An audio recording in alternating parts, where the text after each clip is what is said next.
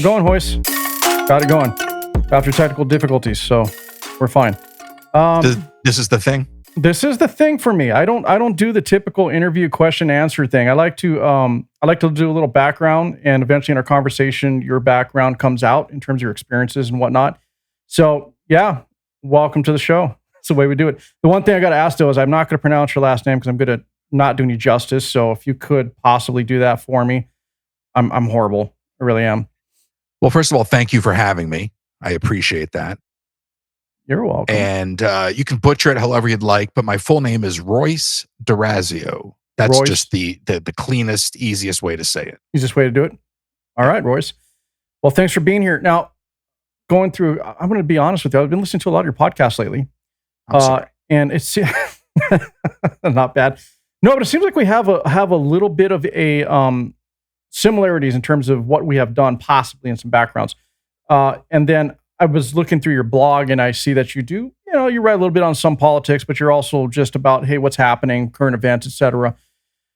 And I did hear one podcast that you did where you were talking about streaming and content creation. So, I mean, there's a lot of ways we can go here because I think all of those things are good topics to have, especially since everybody is trying to get into the podcast space. Everybody wants to be a content creator, etc. And I think they have it's a big false sense of what it takes to do this, and your son's been doing this longer than me, so I'm sure you have a lot more stories. But I know you were doing the TikTok thing for quite a bit. Don't know if you still do. That's something I never got into. But, let's start with where you came from with your content creation and why. I mean, honestly, if you can tell me why. As you asked that, I think it goes further back than I realize, because I had an internet radio show before podcasting was a term. And we were in a guest house in Beverly Hills, and we had 4 phone lines trunked, like real phone lines trunked into each other. And we would go live on Rant Radio.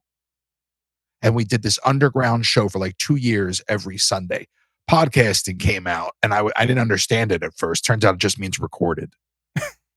So it goes that far back. The TikTok thing is a whole other ride. I fell into that during the pandemic, and that was based in a lot of IRL stuff, but mostly Disney parks. And now I'm trying to break that whole thing. Okay. Well, what attracted you to doing underground radio? I've always loved radio. I grew up listening to Stern. I'm from the Philly suburbs, and I just love talk. Okay. I've got a face for radio, the gift of gab, so it's a good combination. Yeah. And I think that, especially in today's world, and one of the reasons I'm loving Substack so much is it's like perfect for audio, and people are always looking, and I love radio because it just forces you to listen. So I've just always loved radio. And one of the things that Stern did for me growing up was I felt like I was sitting in a room with contemporaries hanging out. And that added value, especially when you get to a point when you're growing up where you feel like you're all alone, right? So to have those familiar voices that would maybe inform me a little bit, make me laugh, there's value to that, Yeah. I've always been more on the audio side personally as well. There's something about hearing a conversation without the distraction of visuals. But with this big push lately with all the podcast aggregators, hosts, everybody wants to go to video. They think it's the thing. But, when I look at what's going on in statistics, like I still have more downloads and more interaction on my audio side than I do on the video side, regardless. It's just 2 different worlds. It's 2 different ways of consuming it, 2 different people that want to go ahead and consume it a certain way, really. So I like audio. It allows you to focus and really hear the conversation. Now, with that being said, let's talk about your podcast, because there's a few episodes. I don't even know if we can talk about this, but one thing that drew my interest, and I don't know how far you want to go with it because you're a little vague about it anyway, it was kind of a shorter one, is when you were talking about James Gunn a little bit. Okay. I really wasn't sure the whole story on that. Yeah. And, given the nature of my podcast, by the way, it's pretty much current events, politics, geopolitics. Now, I'm not sure how political we're going to get, but this is something that really caught my attention given the Superman movie. And there's a few things that you said in terms of like, maybe he stepped on people to get where he got. And, you didn't say exactly like that. I am. It's just kind of how I heard it. But the reality is, can you give more background on that situation and what you know and kind of what you heard secondhand? Because I wanted to get more detail on that if you're okay talking about it. I'm happy to talk about it. And I love that's what you chose. So let me start with this. Okay. I grew up with some guys that wound up becoming close to and working with James. So what I have to say comes through those accounts, not through, reading things online. It's not even secondhand. I guess technically it's secondhand, but it's firsthand, right? So at the time that, well, let me start with James as a person and as a writer. I personally, and this is just a personal opinion, think he's a horrible writer. And if you want proof, go back to those Scooby Doo movies where he made Scrappy Doo the villain. I mean, who does that, right? Like, who does that? That's bizarre. So, but the first Guardians of the Galaxy was developed by a woman named Nicole Perlman. I think it was about a decade in development. So he plucked it, and she got some benefits off of it. I don't know if it was a producer credit or what, but he took everything with it. And he, from what I heard through the people that I know, is that he kicked and screamed. He had a web series at the time with a raccoon puppet, I believe, and he got that going enough that he was able to say, "I know how to do this. I know how to do this." And he's so. But what I know that's more important and more relevant to where you're going with this is they went to those parties. I saw the photos from the parties that my quote unquote former, well, now they're former friends, so I can say that former friends went to, were the priest and child party. I don't remember exactly what they called it, but it was either you dressed up as a child or you dressed up as an abuser, a priest. That was the premise, right? Their Huh. premise, not mine. So it was, I don't know if they called it priest and pedophiles, and you could go, well, that doesn't even make sense, but like, who really needs to waste that much time thinking about the Yeah. logic of, right? And the kind of people they hang out with, some of them are self-proclaimed. There's a band that they hang out with. So it was this type of group of people, and there's a lot of familiar names that you would know that were at these parties, that I was told was at these parties. But moreover, when the whole thing broke with Disney, I had already seen those photos on the person's cell phone who went to the party. The article that you may be referring to that I wrote about with the individual in it is somebody that I grew up with. And when I went to source the photos for my Substack, I didn't realize that he would be in the picture, and it jarred me. And this is somebody, I mean, I grew up with, Someone you not really knew just like it, personally. correct, to the Yeah. extent that I have IMDb credits with them. Okay. Yeah, I'm sure that was a shock. The photo was a shock. Not, I knew he was there, and I knew he was part of it. And I'm privy to a lot more than what I just said. But that's me laying the tracks for you. So take it where you'd like. Well, it's really getting down to. I'm sure you can only say so much without getting in trouble, right? James Gunn he's a fairly powerful figure, I guess. In You terms of can't sue Hollywood somebody goes. for the truth, can you? Well, you want to know what I believe? I really don't give a damn who they are. If they did it, in my opinion, fuck them. I don't really care. I don't care how powerful they think they are. Not going to affect me personally, honestly. Correct. They're Correct. just not. They don't control my income. So, as far as you're concerned, you mean be as open as you want to be. But the reality is, I personally didn't know about these parties that he was involved in, and the tie to Disney. I didn't understand everything that was going on. I just know that all of a sudden he just started coming up. Not sure why. I know that the movies he's been involved with were, they're kind of like okay, but yet everybody's praising this guy. And so when I heard your podcast, you're talking about this, these allegations or whatever was going on with these parties, like kiddie parties or pedophile parties, if you want to call it that.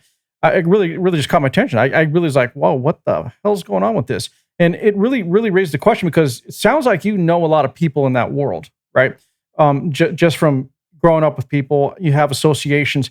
And it's really like the stories that we always hear about this. I mean, are they really true? Is there a lot of that going on in Hollywood in general? Yes. Really? There's a lot of that goes on in the world, period. No, there And not is. that I'm trying to flip it into a plug, but I literally just wrote an article that was really more of an info dump. It wasn't even really an article. It's literally an info dump. But when you stop and you look at that level of power and those people, it transcends party politics. It transcends religion and any other ideology. And at that point, it becomes about nothing other than more power and more money. So that's why you'll never see the Epstein files, because everybody's involved at that level. Well, yeah. And that we can absolutely assume. And then since you brought that up, also the other tie that everyone can see if you're actually just connecting the dots, even at a third grade level, Diddy. How was that not related? Where everyone saw it, and then suddenly he gets off, slap on the wrist, really. And as far as the Epstein files go, it's very evident that, look, if there was nothing that was going on there, why was Jill saying Maxwell arrested? Why? For what? Being a pimp only? Well, I don't know how you. I mean, I think it's indisputable there was something going on, right? Yeah. So she was arrested for being a pimp. There's no list, but somehow they had to hold her. Now she's trying to negotiate, saying she's going to release names in the list. If Epstein wasn't who he was, didn't have the connections he did, why would he kill or not kill himself? However you want to coin that one. So there was a lot going on here that everyone's trying to hide and cover up. Obviously, to me, what I thought in the beginning, because I was looking at it from the geopolitical point of view, was they didn't want to release the list because I think personally, I don't know for sure, this is all conjecture, but I think that there was ties to world leaders that would really upend everybody's world. And at the moment, they couldn't just release all these names because it would just be a shitstorm. So I think that's what was really going on in the beginning. But now I'm not really sure what's going on. So they have evidence, then they don't have evidence, then they do have evidence. I mean, they had about 2-decade investigation into everything it was doing, but somehow they don't have anything at all now. Like it all just disappeared. Well, so I think what it really, and it's interesting to talk about the idea that, it'll bring down power structures and industries and all these things. But I think more importantly is just because Epstein is out of the picture doesn't mean that the leverage that he had, much like Diddy, doesn't hold value. So I think it's more about, we don't want to release these things because we give away all the leverage we have on all these people. Why would we do that? That could be the case. And while we may have leverage, it also sets the precedent so far that it's okay to get away with doing those heinous things, though. I mean, if there's never going to be accountability and they just keep getting away with it, so what does that say to the rest of the world? But I think that's the raw truth. Yeah. I think that, and look, I mean, Superman. So just let's bring this all up and wrap this up in a bow, because it does. So Superman just opens up, right? Mm-hmm. Superman is being produced. First of all, it's wild to me that he's directing the movie and the CEO at the same time. That should be considered a conflict of interest in any. Yeah, I heard you talk about that. Okay. So then on top of that, you have the whole politicization of the Superman movie. You have the James Gunn pedophilia accusations over the years and all of that, mishigas, to use some Yiddish. And then you have the Trump of it all and the Epstein. I mean, it's all so murky. And then you have people arguing like in ways that are just completely hypocritical because they can't see it for what it is. We live in a world where people at this level are not held accountable for their actions, period. Has nothing to do with party. Yeah. Well, and that's true. But will we ever be able to hold anyone accountable in your opinion? Do you think it's ever going to happen, or is it just because they are in a powerful position that they're just going to constantly be able to get away with the lifestyle they live? Well, I think Trump is like the velociraptor in the first Jurassic Park, testing the weaknesses. So what Trump has done in, as they like to call it, 1.0, and now is continue to test the weaknesses in the system, which only opens it up for somebody who's smarter, sharper, and more able to do more damage. That's, I think, the problem, is that we're headed in that wrong direction. That's kind of one of the reasons that I think we need to start having more open conversation from the middle. And really get back to, like, I'm not here to persuade, and I don't mean literally with you, but like, I'm not here in the conversations I have with my audience or anybody or even you to persuade. I'm actually here to pick up something that I might not have thought of. And I think people need to get out of their silos. I see a lot of the same faces talking to the same people. It's like, to make another James Gunn reference, and I'll let the nerds pick this up on their own, but it's like the Toxic Avengers. When I see, the same 6 people, circulating on the same podcast, I'm like, you guys are just yelling at the same audience. You're not producing any new conversation because that's too much work. That Okay, that's another conversation. That's something I agree with you on. Now, okay, we'll get to that.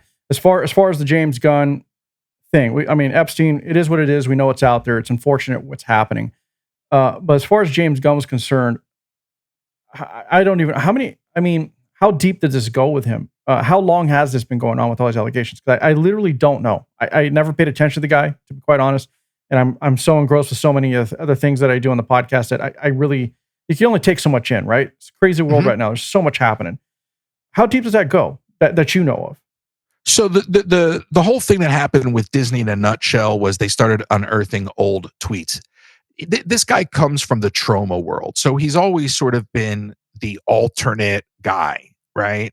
So he's always considered himself to be sort of I don't know what you want to use. A provocateur is the word he would use. I don't think he's quite that witty. I think he wishes he was a provocateur, but he would say these outlandish things over the years on Twitter. He had relationships, I cannot remember the name of the band, where they're self-proclaimed pedophiles.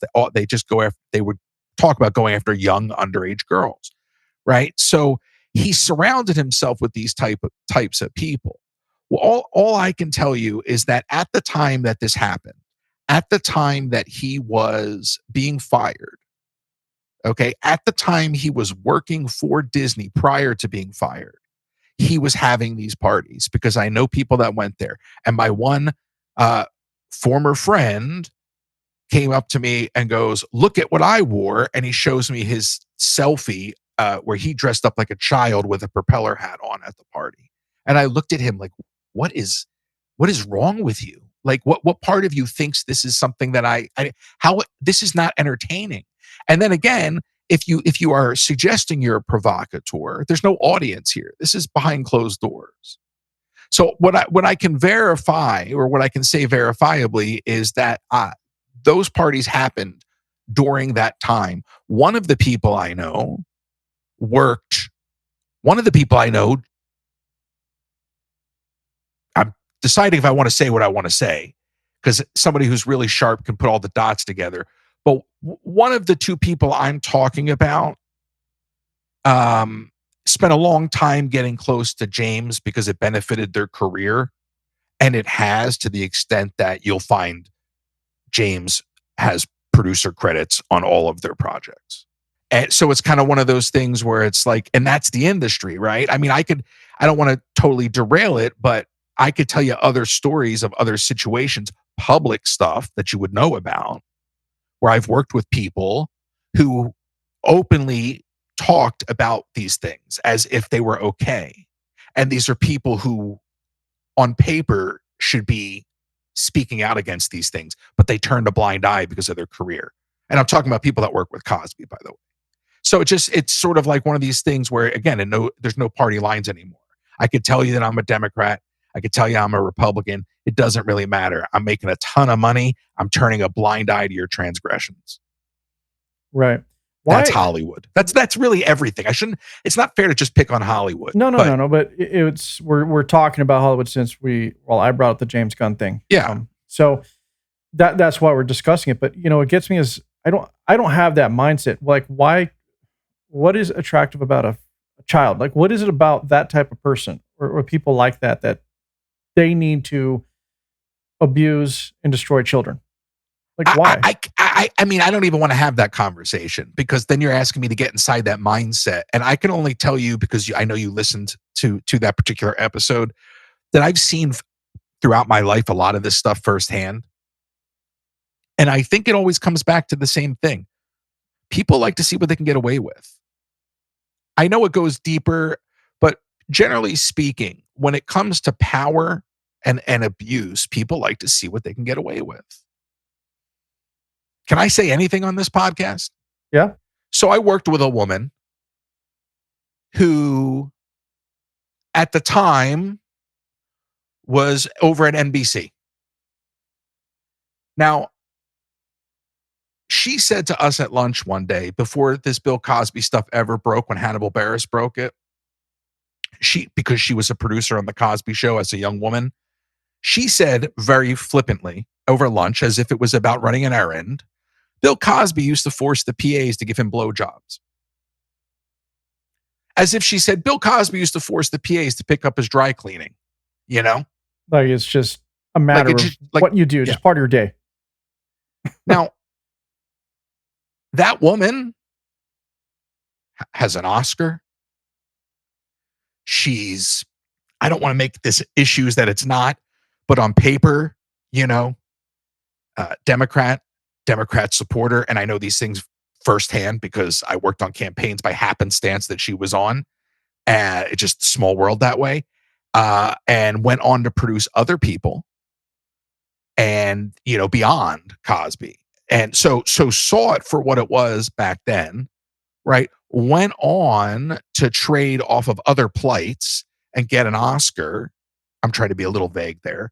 And, you know, again, you look at this person, you go, well, I thought you were like a liberal, and I thought you were like, these are the issues. And this is like, you know, Me Too and all these things, but not when it comes to self-interest.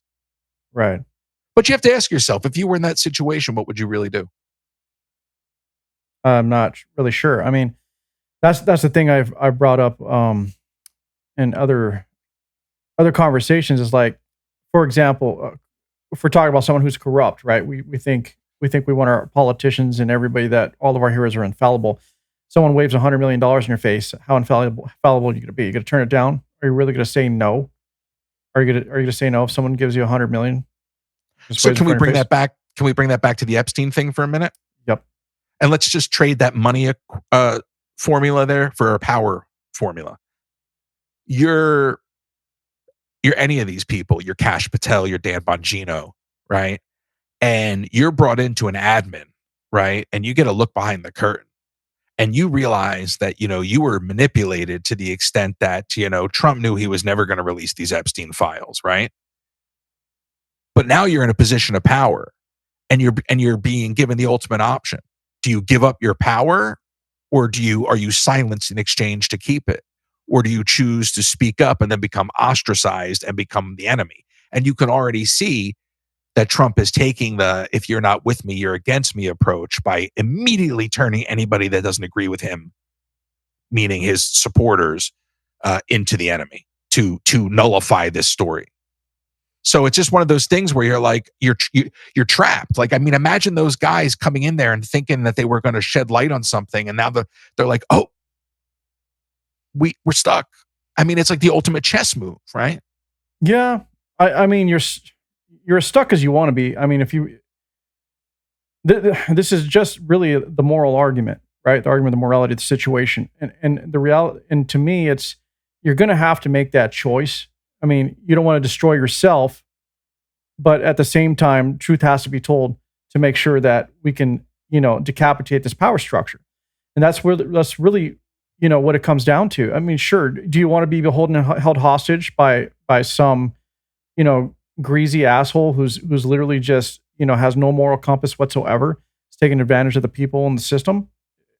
I mean, I don't think most people would. Now, I think where people do not want to step out and where they don't want to bring down, you know, the kingdom, so to speak, is when their family is threatened.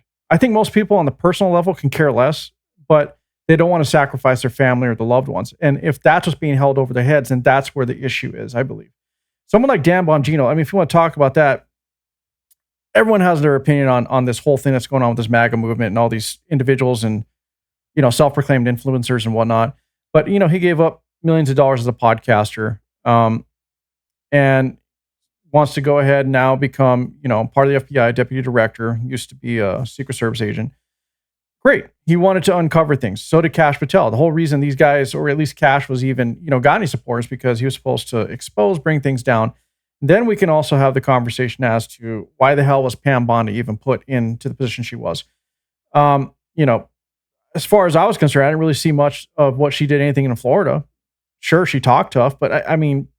But maybe she was put there to make sure that the files never get released. Maybe that's why those binders came out. And then they realized that, oh, we thought we could pull a fast one. That didn't work. Kick the can. That didn't work. Here we are. Yeah, exactly. And that was just...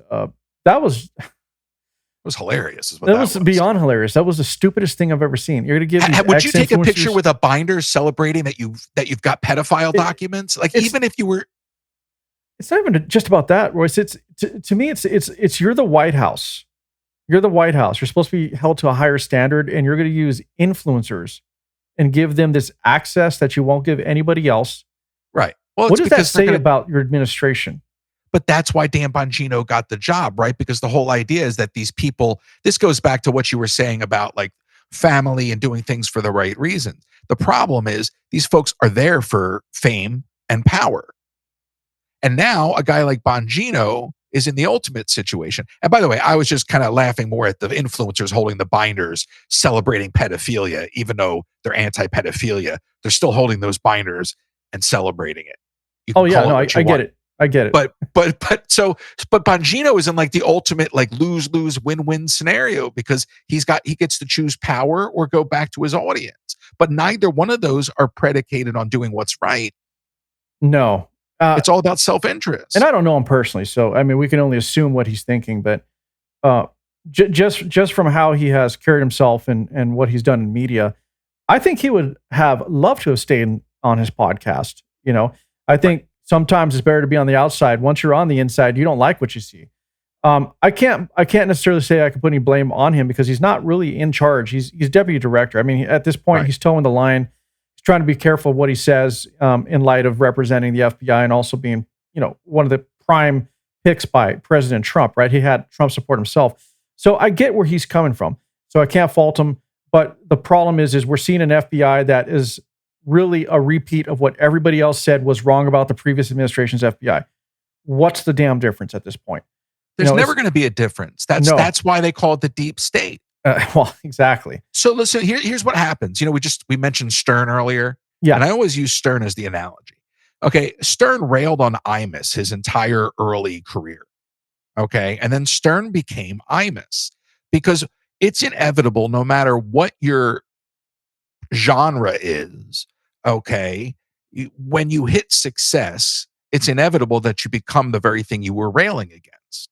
So Bongino will probably leave at some point because he's better off being on the outside making money, yelling at a boogeyman. And maybe the boogeyman will become Trump, or maybe he'll find a new boogeyman. But once you're on the inside, now you're accountable for the things you were railing against. And then there's that reality check. Like, oh, we don't get to make these decisions. They're made at a higher level. Oh, we're never going to release any of this stuff because it's going to ruin all the power structures in the world. And welcome to the club. But you're indoctrinated now. And you're like, well, I don't want to be in this club anymore. Well, yeah, I'm unfortunately the guy who says, let it all fucking burn. I don't really care. I mean, I think the world needs a reset. Yes. Now, as far as, you know, Bongino's just as the example. I don't want to get stuck on just him. But no, but it's a very good example because it's a guy that, like, why did he get the job? It absolutely is a good example. But this really brings the old saying home, you know, like you don't know what you don't know, right? And the thing about power, it does corrupt. Like, let's take me, you, it doesn't even matter. You know, let's say one day we don't know. What if we became a Joe Rogan one day, right? What if that even happened? Could you imagine the pressures and everything that would be waved in front of you, you know, to tempt you, to try to mold and shape you? I mean, once you get to a certain level, you don't want to let go of that. And I understand that. But, you know, as far as Bongino goes, I think he has enough, I think he has enough strength and enough of a moral backbone that I don't think he wants to be where he's at.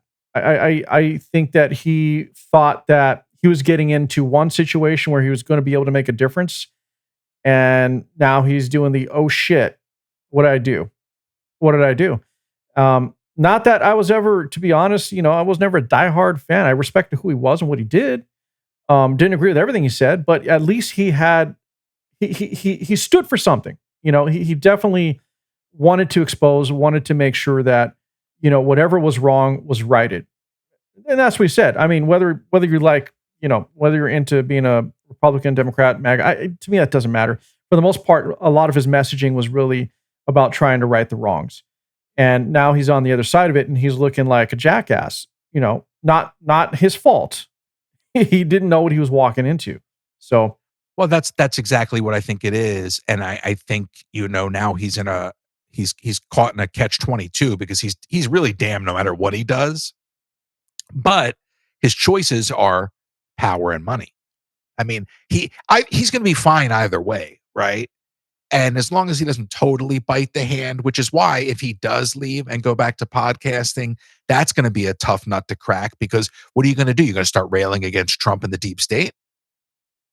No, he won't do that. I mean, but then what do you do? That's there's a larger question there. If you want to go a little bit wider with this. Well, we can go wider, but at some point, he's going to have to try to save face, just as anybody would.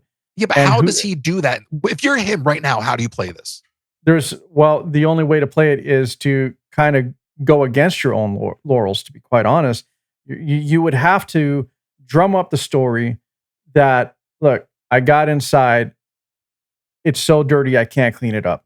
And, no matter what I did, I was under threat, I was under duress, I couldn't act out, and here I am.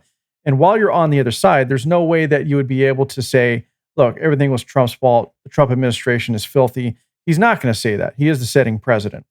He's not going to lose his connections and his access. But he can spin it if he wanted to, just like most everybody can spin this. Anybody who's really savvy in media can spin this story and come out the other side. Not necessarily clean, but maybe you won't look so bad. And let's not go ahead and dismiss the fact that people have short memories. There's so much that's gone on in the world that people forgot in 3 days. I have these conversations with people all the time when we're talking about presidents and deportations and things like that. I'm like, wow, great. Did you know that Bill Clinton deported 12 million? Did you know that Obama took $750 billion away from Medicaid and raised taxes by $1 trillion? They go, no, this was your era. You worked in the administration at that time. You don't remember this? So it's the news cycle, right? There's the trick is this, and you probably know this way better than I. The trick is to overwhelm the public. You want to keep the news cycle spinning as fast as you can with enough flashy headlines that you can drum up to guide and misdirect people. It doesn't matter what happens.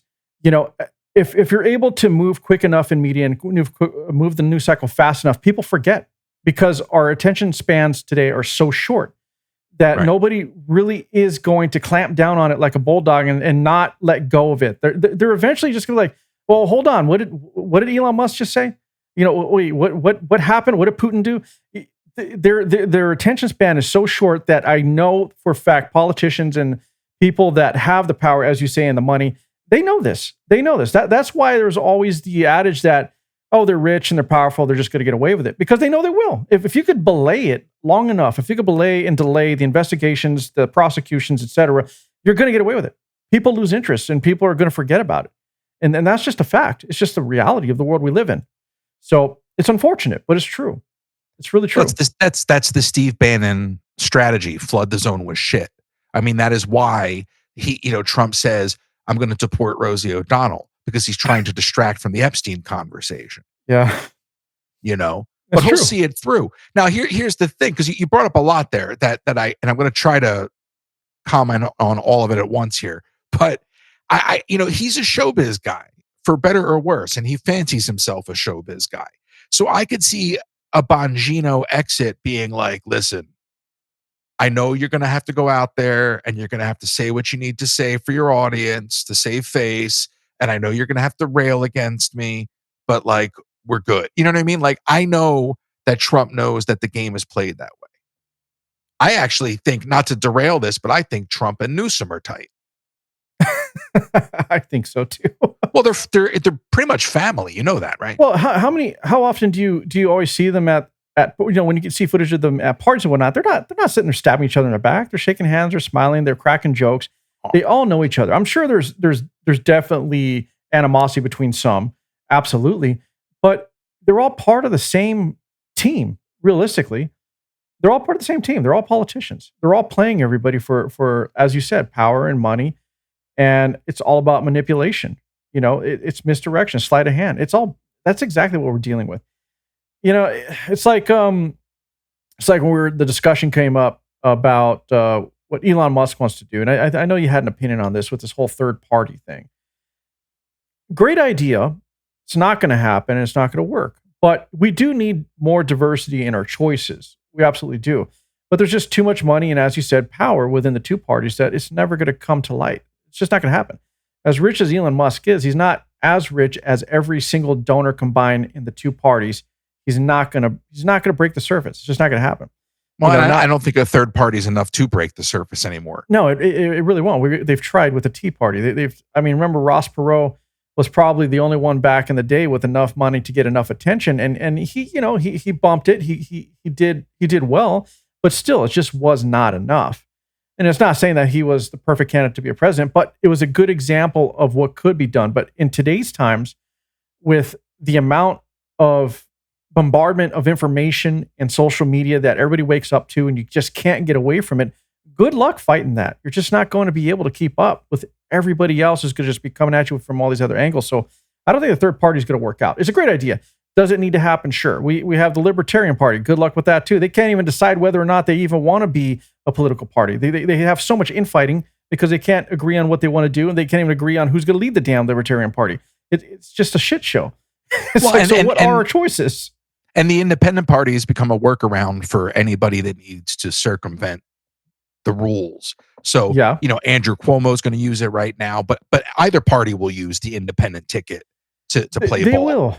They will. I think the independent ticket is really coming down to the fact that people are just over it, but they don't seem to know where to turn. Even right, some but politicians. Cuomo running as an independent. That just further proves how broken the Democrat Party is. Absolutely. Because there's no room for a real independent if you're basically trying to flip the script and make the nominee of the Democrat Party the independent candidate. That's what he's trying to do. No, I completely understand. I get what he's doing, and he is sending a clear message. Look, if we want to talk about parties, great. Let's talk about parties. They both suck, honestly. They both got their issues. The Democrat Party is probably the most broken at this point because there isn't a clear leader. There really is not. Sadly, I mean, years ago, a lot of people, including like me, we were Democrat, voted Democrat. But they were a different party back then in the day. They've morphed into something else that nobody recognizes, and they do not seem to be able to get a pulse on what the people are really wanting and what is actually needed. They're too busy putting themselves first. Now, that can also be argued.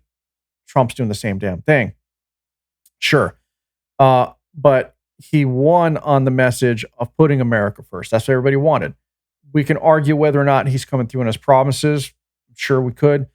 But the Democrat Party right now does not have a leader. Who's next? Who's the rising star? AOC, please, not going to happen. Crockett, no. Buttigieg, who is going to step up and actually be the leader of that party? I hope it's somebody whose name we do not know at the moment. I agree. It would be great to suddenly, if there was some dark horse that just all of a sudden popped up and was able to move the needle, and you're like, oh, wow, okay, this is what I've been looking for. This makes sense. But it's not even just about that. Anyone could tell the story and get the votes. It's really about, are you going to actually do what you say? Or once you're in there, are you going to let, like you said, the deep state take over and you just become that damn puppet on a string? Well, they're never going to get the chance. That's the real issue, because if somebody did rise up, if this mythical creature rose up, okay, they would be squashed by the establishment. That's the problem, is that the Democrat Party is run like a high school clique, and everything comes from the DNC and is dictated outward. And until that can be, I mean, look at what happened with David Hogg. I don't even like the guy, but look at what happened with David Hogg. Yeah, he was supposed to be the face of the DNC. He was supposed to be the guy. That's very, I mean, listen, I'm sure him and Dan Bongino could have a really good conversation over a beer. Oh, I'm sure. About getting too close to the sun. I'm very sure. Let's do this, because I want to move into different directions. But before we do, let me ask your opinion on Trump. What's your thoughts?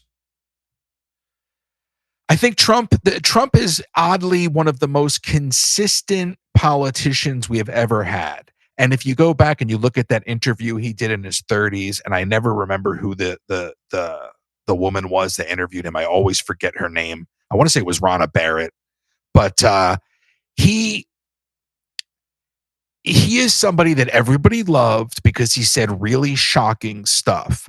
And at the same time, people on all sides were asking him his entire life to consider running for office. It wasn't until he chose to come down the escalator and play the playbook that I guess he inevitably was always going to play, a la Roy Cohn, that he started, pissing people off.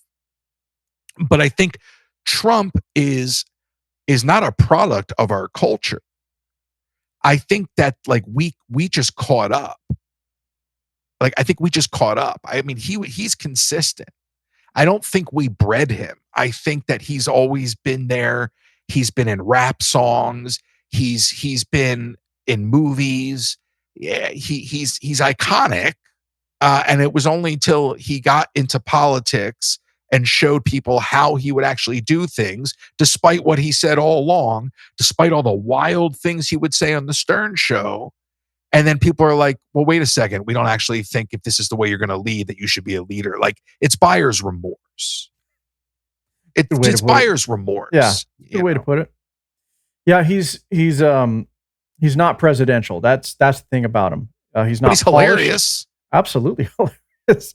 I mean, I like that he has no filter, but at the same time, gets him into trouble for sure. And who the hell talks to world leaders the way he does? Right. By the way, hilarious doesn't mean I like him. I can objectively say somebody's hilarious, right? But we live in a world where that will be taken as an endorsement. Well, yeah, that's true. You don't have to like them. It's fine. I mean, we all don't have to agree on candidates and who we back or whatever it is. I mean, look, there's a lot of people who voted for him that are now looking at the fact that, there's a lot of promises that he made that he's not coming through. A lot of things he did were fine. A lot of things were great. But there's always the real argument here has always been we never had a perfect president. The problem with this guy, even though he's human like all of them, is he has no damn filter. I mean, who the hell airs their grievances out on social media? You're the fucking president. You're the president, man. It's like a drug addict. You know what I'm saying? It's like, what are you doing? Yeah, no, that's what I'm saying. It's hilarious, but it's also scary at the same time, right? Like I can laugh at it, but then also be like, this is absolutely terrible. We're all going to die. Right. But how do you not laugh? I mean, what else? What am I going to do? Cry? What is the reaction? What is the reaction? Look, I think there's a lot of things that Trump has done that if the messenger was different, he would have been applauded. True. But because he's Trump, it's bad branding. Right. Or maybe it's not because he won. So, but at least to the opposition, right? I mean, there's a lot of people that will openly not give this man credit for anything because they despise him. I don't despise him at that level. I used to watch The Apprentice ad nauseum because I thought he was hugely entertaining. But even if I thought he could have been a good president, this version of him is not capable of being a good president. He's got moments where he's effective.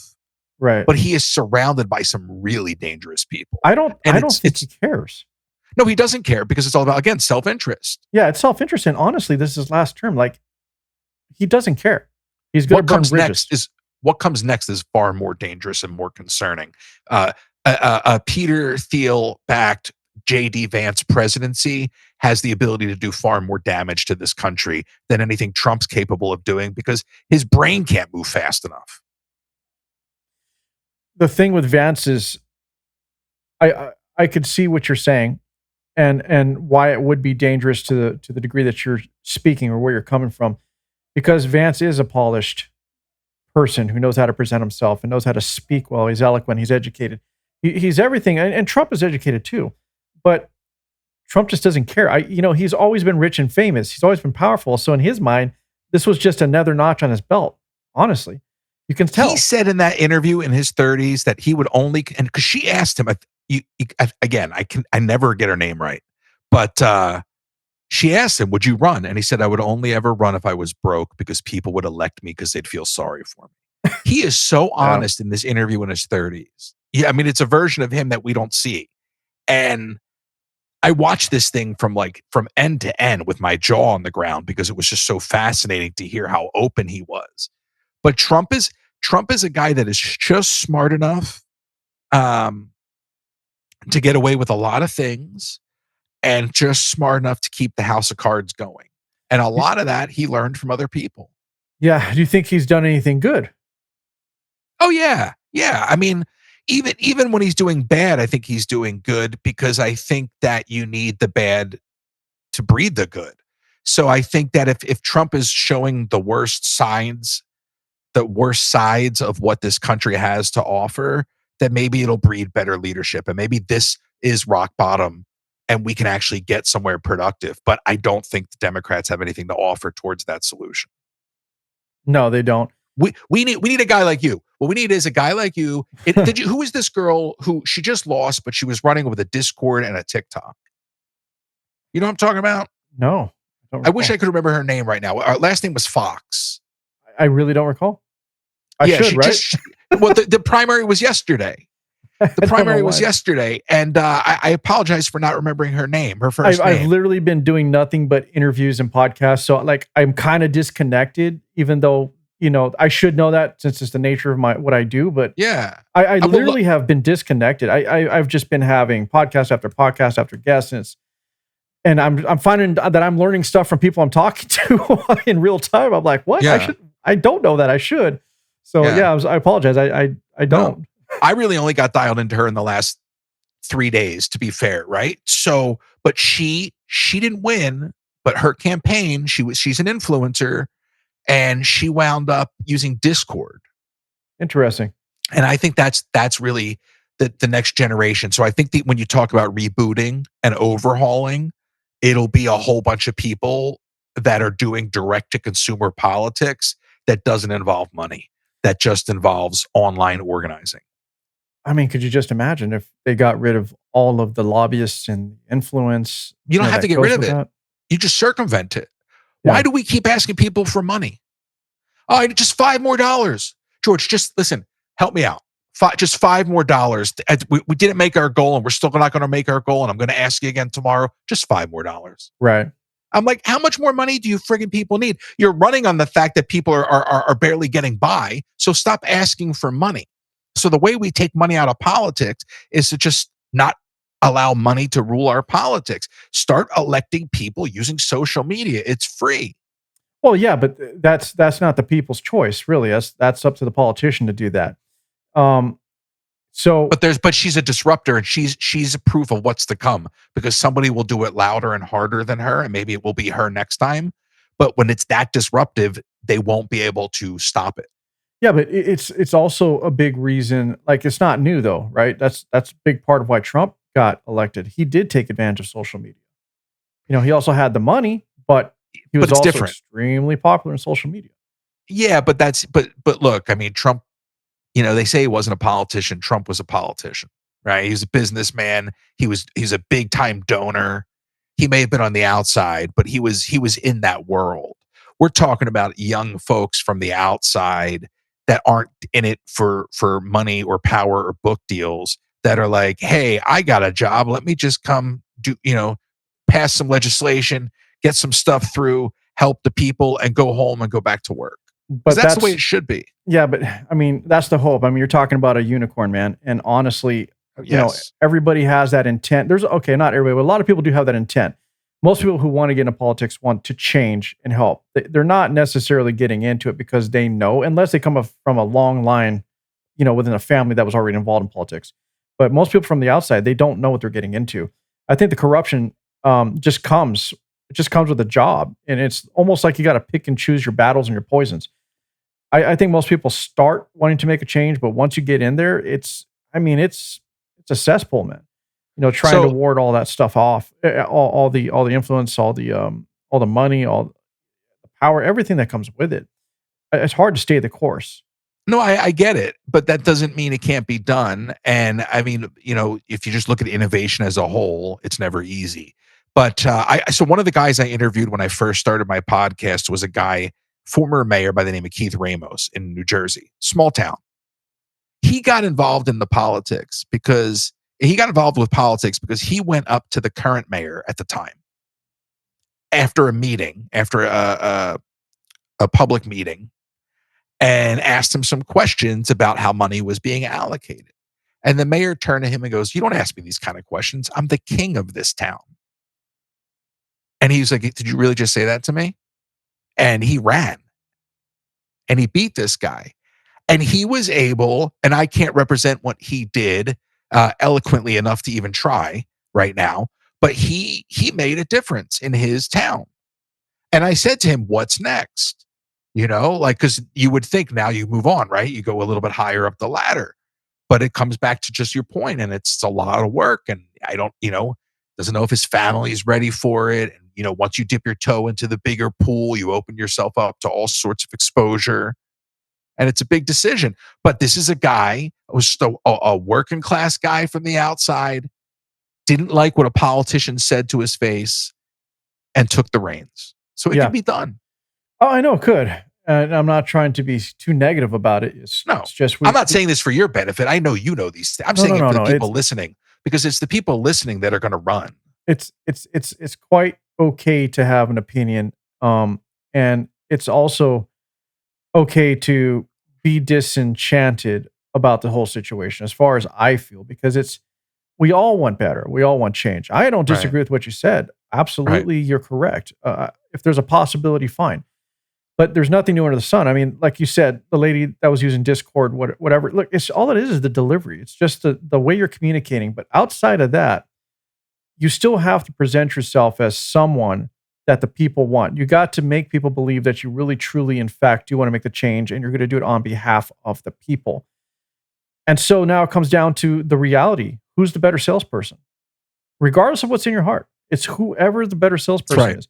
The fact of the matter is, politics is really nothing more than a high school popularity contest. There are so many inept people without qualifications that are voted into positions just because, oh, I know that name. They look on their ballot. Oh, yeah, I've heard that commercial.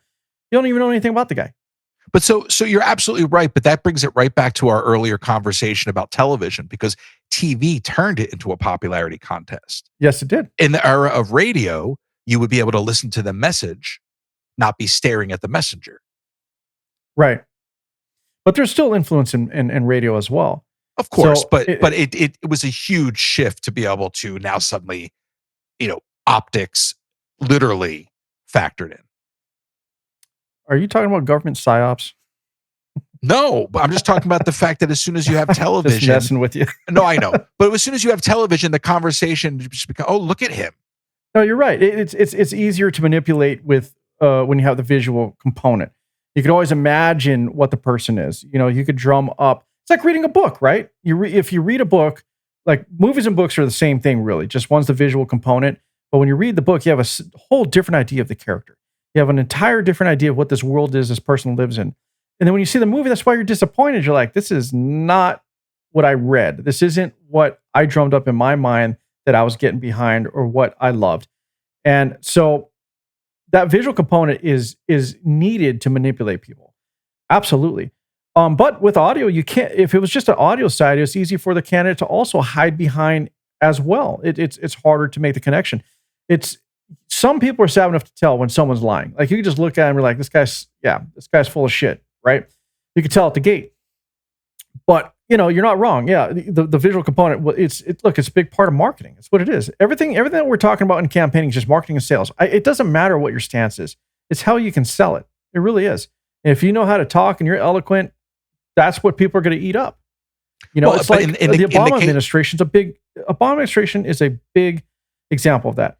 Everybody thinks he was the best ever. No, he wasn't. He was an amazing speaker. He knew how to talk. He knew how to present. So when he spoke, you had to pay attention. And everything he said, because of his timing, his everything that he did and how he spoke, people just ate it up. But not everything he did was great. And I'm not here to bash him. I'm just using him as an example of somebody that can be a very polished, presentable person if you keep your tone the way you need to keep it. If you have a certain tone, if you have enough pause that allows people to sit there and think. I mean, look, it's an old trick. If I'm talking to you and I just pause for 3 seconds suddenly, I'm just going to shake my head. That's an old sales trick. I had a sales rep firm. I know how to do all this crap. And eventually you're just going to say the first thing on your mind, and you're either going to agree with me or not, but more than likely you're going to start agreeing with me because you don't want to have that awkward moment. Yeah.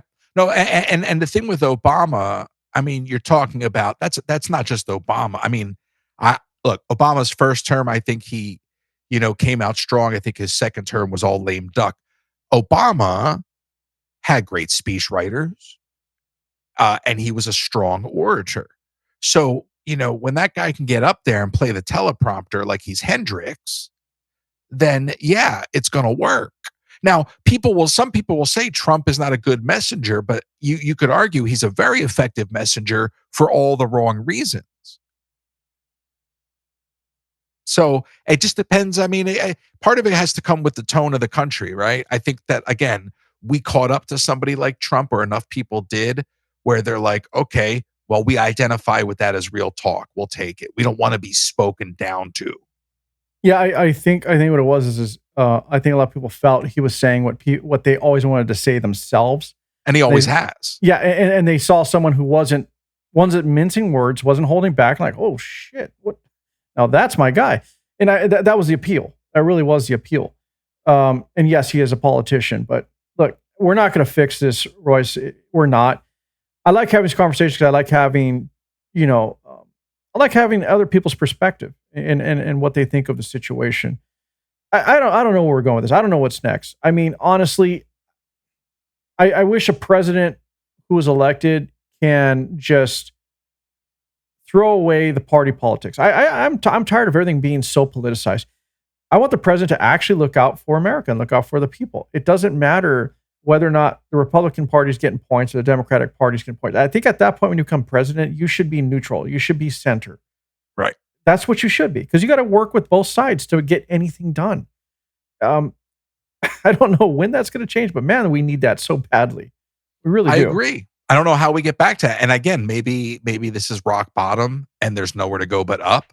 If it's not rock bottom, then we have, unfortunately, a long way to go. Agreed.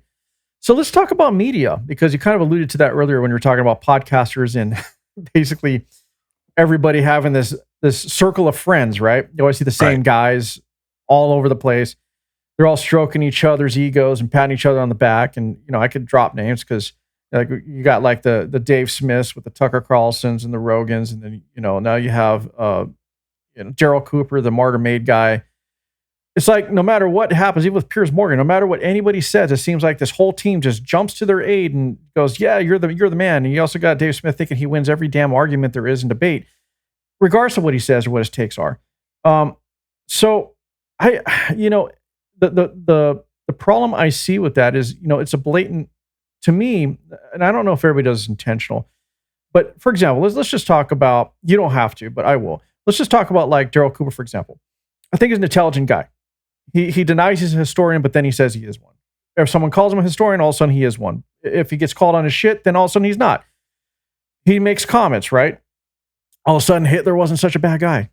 He was okay. He was just misunderstood.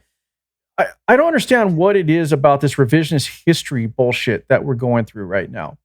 And the reality is we could all look back 100 years, 50 years even, and always say, we should have done it this way.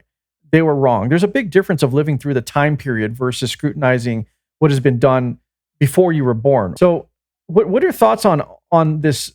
To me, it just seems like this big circle of friends are just patting each other on the back. They're pushing each other's narratives. And it's like they're ganging up to keep control of media, because podcasting is media. Podcasting is a big business. And there's many people who want to think that it isn't. I hate to break it to you, but it's an industry.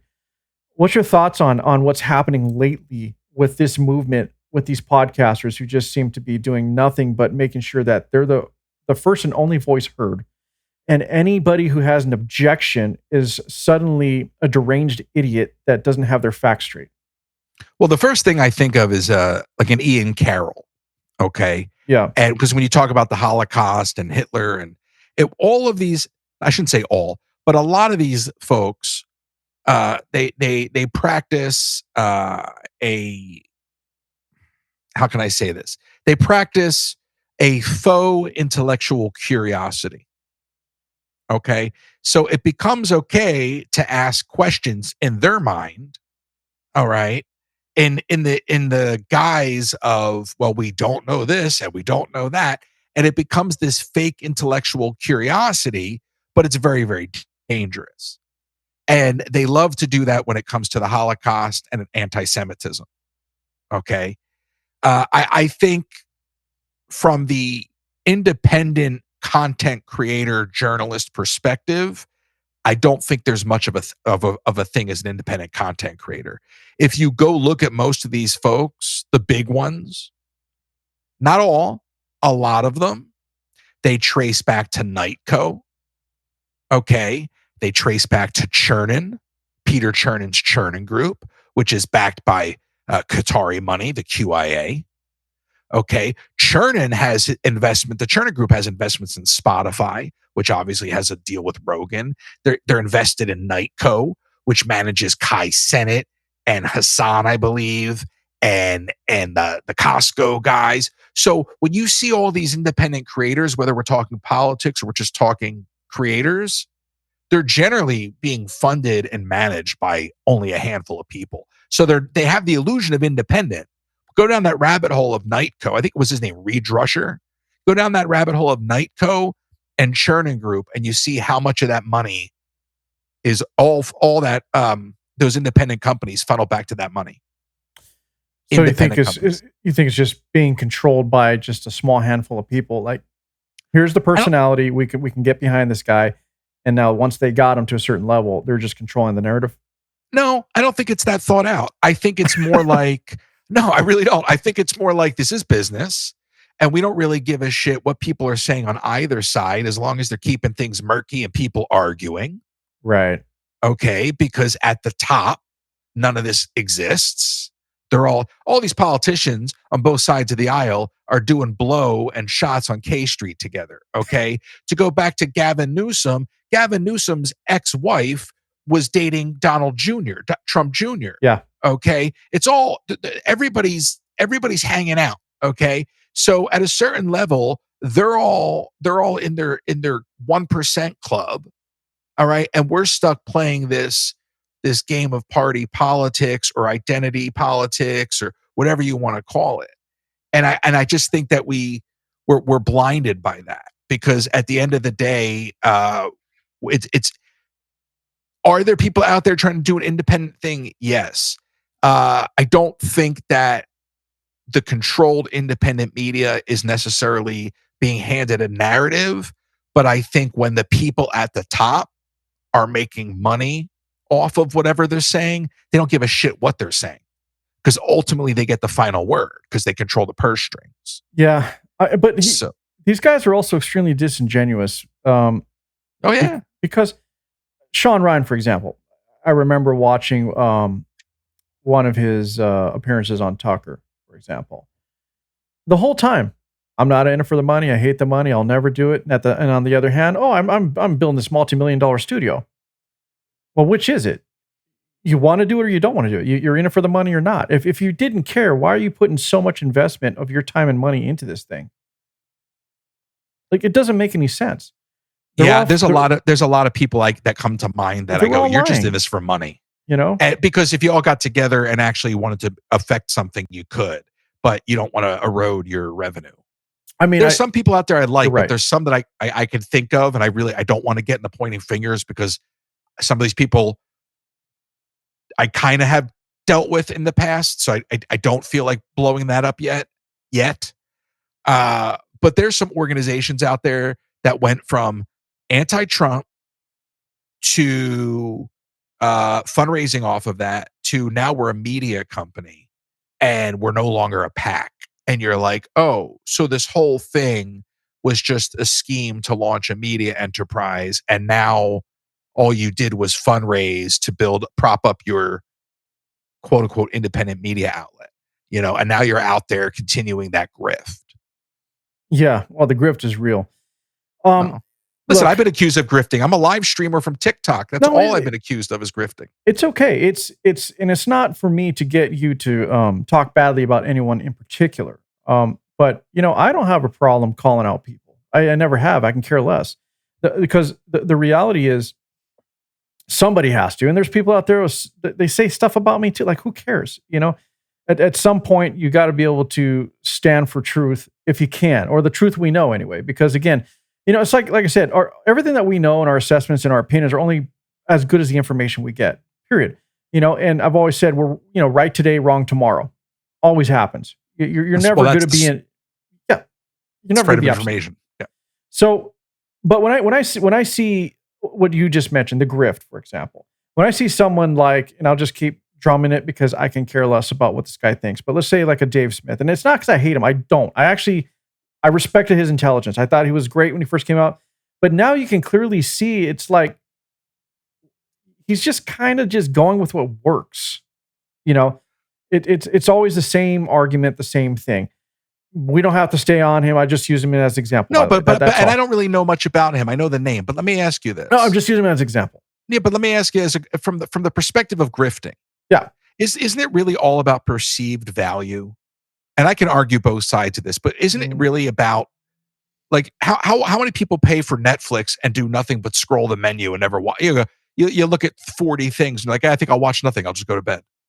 So like, is that a grift? I mean, if you pay it and never use it, is it a grift? So I think that if people are grabbing their information from a Joe Walsh, okay, and he's becoming their news source, then is it so wrong that they choose to subscribe to him and help bankroll him? I think the problem I have is that there's such an oversaturation of this stuff that people just get further siloed. Well, so I say what a grift is, my opinion, and the way I see it and understand it, is when someone is literally disingenuous. Okay, there's someone who doesn't necessarily believe in all the bullshit that they're spewing, but they said something, they presented something that got them the attention. Now they know what works, and now they just keep spitting out and spewing the same old crap over and over because they know that formula is going to get them the eyeballs. Those are grifters. In the most literal sense, yes. Yeah. So that's my take on it. I don't care that someone makes money. You're a logical guy. I mean, the internet trolls, they consider what we're doing right now grift. Oh yeah, I get what you're saying. Yeah, I understand. But I don't care that someone makes money. I mean, why should you not be able to earn a living doing what you like? I'm not against that whatsoever. What I meant by grift is exactly what I said just now in how I defined it. It's like, look, dude, you know you don't really believe in what you're saying because just 3 years ago, I'm not even going to say names, we'll just hypothetically, you said Trump was an asshole. Now you're licking his boots. That's a grifter because now licking Trump's boots is what gets him paid. Okay, I get you got to pay bills, but the reasons you're doing it, I'm sorry, you are being disingenuous. You are grifting, and that's what a grifter is. And so that's what I'm talking about. I'm not talking about. Would you consider JD Vance a grifter? You know what? I think he is definitely. I definitely think he's biding his time. I think he is probably, to be honest, if I had to say it, yeah, I think he is kind of a grifter. He is someone who jumped on the ticket. I think he's using Trump to get where he needs to go. But I don't know if he believes in everything that Trump does whatsoever. I really don't. I think Vance is the cleanup guy. Because you were like describing all that, and I'm like, you are painting the picture of JD Vance. That's what I see. That's just what I see. I agree with you wholeheartedly. He's intelligent. He is. He's very intelligent. But I don't believe he's bought in. I just don't. I think that it's the same thing with Marco Rubio. You know, I can see that. Definitely. These guys are in it for their career advancement. Unlike a guy like Pete Hegseth, who is in it because, how do I turn down this opportunity? Of course I'm going to take it. And then he gets it and he goes, this is a lot of work. I think I'll have a drink. Right. You know? Did you see the video of him with the drone delivering him the document? Yeah. Like, what are we doing? It's funny. Like, even your you gotta video laugh, sucked. like you said, you have to laugh. Yeah, but like first of all, there's nothing impressive about a drone carrying a payload of one sheet of paper. No. Like what it should have been is a document like gorilla taped to a concrete block. Okay, and the drone flies in a concrete block. Yeah, there you and go. he takes the paper off the block. But there's nothing impressive about a drone flying in a piece of paper. That doesn't say masculinity. That says small penis. That makes me think of Andrew Tate. When I think of small penis, I think of Andrew Tate. Don't even get me started on that guy. Well, I'm trying to because I can't stand them. Listen, I wish, remember pay-per-view in the 90s? Absolutely. I would love to get in the ring with that guy. I don't care if I lose. I just want to punch him in the face. Right. Yeah, you brought him up. Let's talk about Tate. I'm going to let you start it because you obviously have a lot to say. I just think he's got a small penis. And the only reason I can say this is because he's jumping around in that little bikini all the time. I'm not asking to see these photos. He's putting them out there. I'm like, there's nothing about you that says man. You are like an AI generated version of masculinity. I can agree with that. I think the guy is just he's just a scammer, literally. Well, he's a grifter. I mean, come on, his online university. Have you ever looked at that crap? Yeah, no, but only to the extent that I know it exists. But no, I haven't signed up. If that's what you're asking. Oh no. I wasn't asking that. I'm not sure where you go. No, but look, this is an extension of the conversation. He has these stupid courses on how you can make money. I got an idea. Webcam girls and all that shit. A paper route. You're doing it wrong. Shit like that. I know I'm being facetious, but just saying it, it's like it's that bad, and people buy into this crap. And they see listen, you wouldn't do the webcam business. You get 8 girls to do webcams, and you sit around and drive a nice car and sit in a bikini drinking whatever he's drinking. That's the life. Well, yeah, imagine being that insecure that's what you have to do. It's the problem is he is presenting that as the life that a man should have. I mean, if that's your thing, great. That's you. I was joking. Whatever. Obviously. No, I know you were, but I know, but there's always that one out there who's like, oh wow, he's really into it. No, I think it's just so ridiculous that these younger men are buying into this. Like, if he is the beacon of manhood, we're in trouble. I'm sorry. There's nothing masculine, as you said, about him. He is absolutely grifting. He's just really manipulating and molding young people's minds to believe that if you act like me, you treat women badly, and you make bad investments, that you're going to be a great person. You're going to be a successful individual.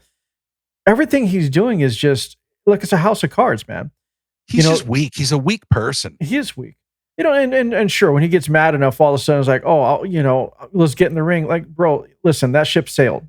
Sure, that's you're probably still in shape. That's when his lisp starts flying. Yeah. And I can only make fun of that because I had a lisp as a kid. So don't come for me because I overcame it. He didn't. And then he gets really upset and he's like, I'll get in the ring with you. I'll beat you up. Yeah, all of a sudden his British comes out.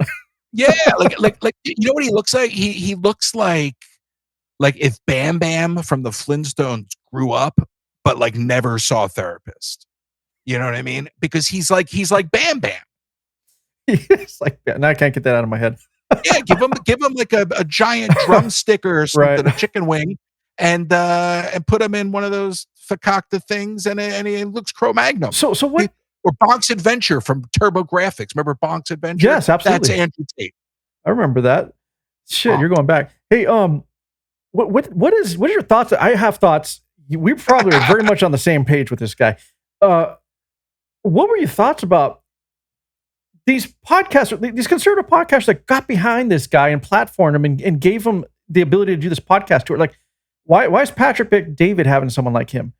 That made no sense to me. Like, there was everybody. Got Candace Owens behind him. Like, she's gone off the deep end anyway. But I'm just saying that what was behind that in your mind? Like, why? I mean, did they need the money that bad? They need the eyeballs that bad that they would lower their standards enough to platform this guy? It's all self-interest again. And Candace Owens' husband is best friends with Andrew Tate. I heard that. So there's real connections there. And I think sometimes you just do it to save face, and it's all about clout, right? It's all about clout, which is why people play the circles. You're talking a lot about folks on the conservative leaning side. And I can think of a lot of people on the left leaning side of things that do the same things. I mean, Lev Parnas and Michael Cohen. How many times do these guys need to go live on a podcast and talk to the same 12 people? How much more does Michael Cohen have to offer this world? or is he just there to get his $5 a month? I don't know. Great point. It really is. It seems like the ability for, since we're talking about podcasting now, the ability for anybody who has the hope and the dream to build something as an independent, can't even talk, an independent podcaster. It seems like the window of opportunity, the doors are just being closed to you, because in the beginning it was the Wild West. Like anybody could just get in there. Anybody can get in there and become, a bit of a success in terms of a following, right? Right. In the beginning, there wasn't as many options, but now we're looking at, what was it? They said last report, over 5 million podcasts out there. Now, it doesn't mean all of them are active, but still, you got a huge saturation of choices.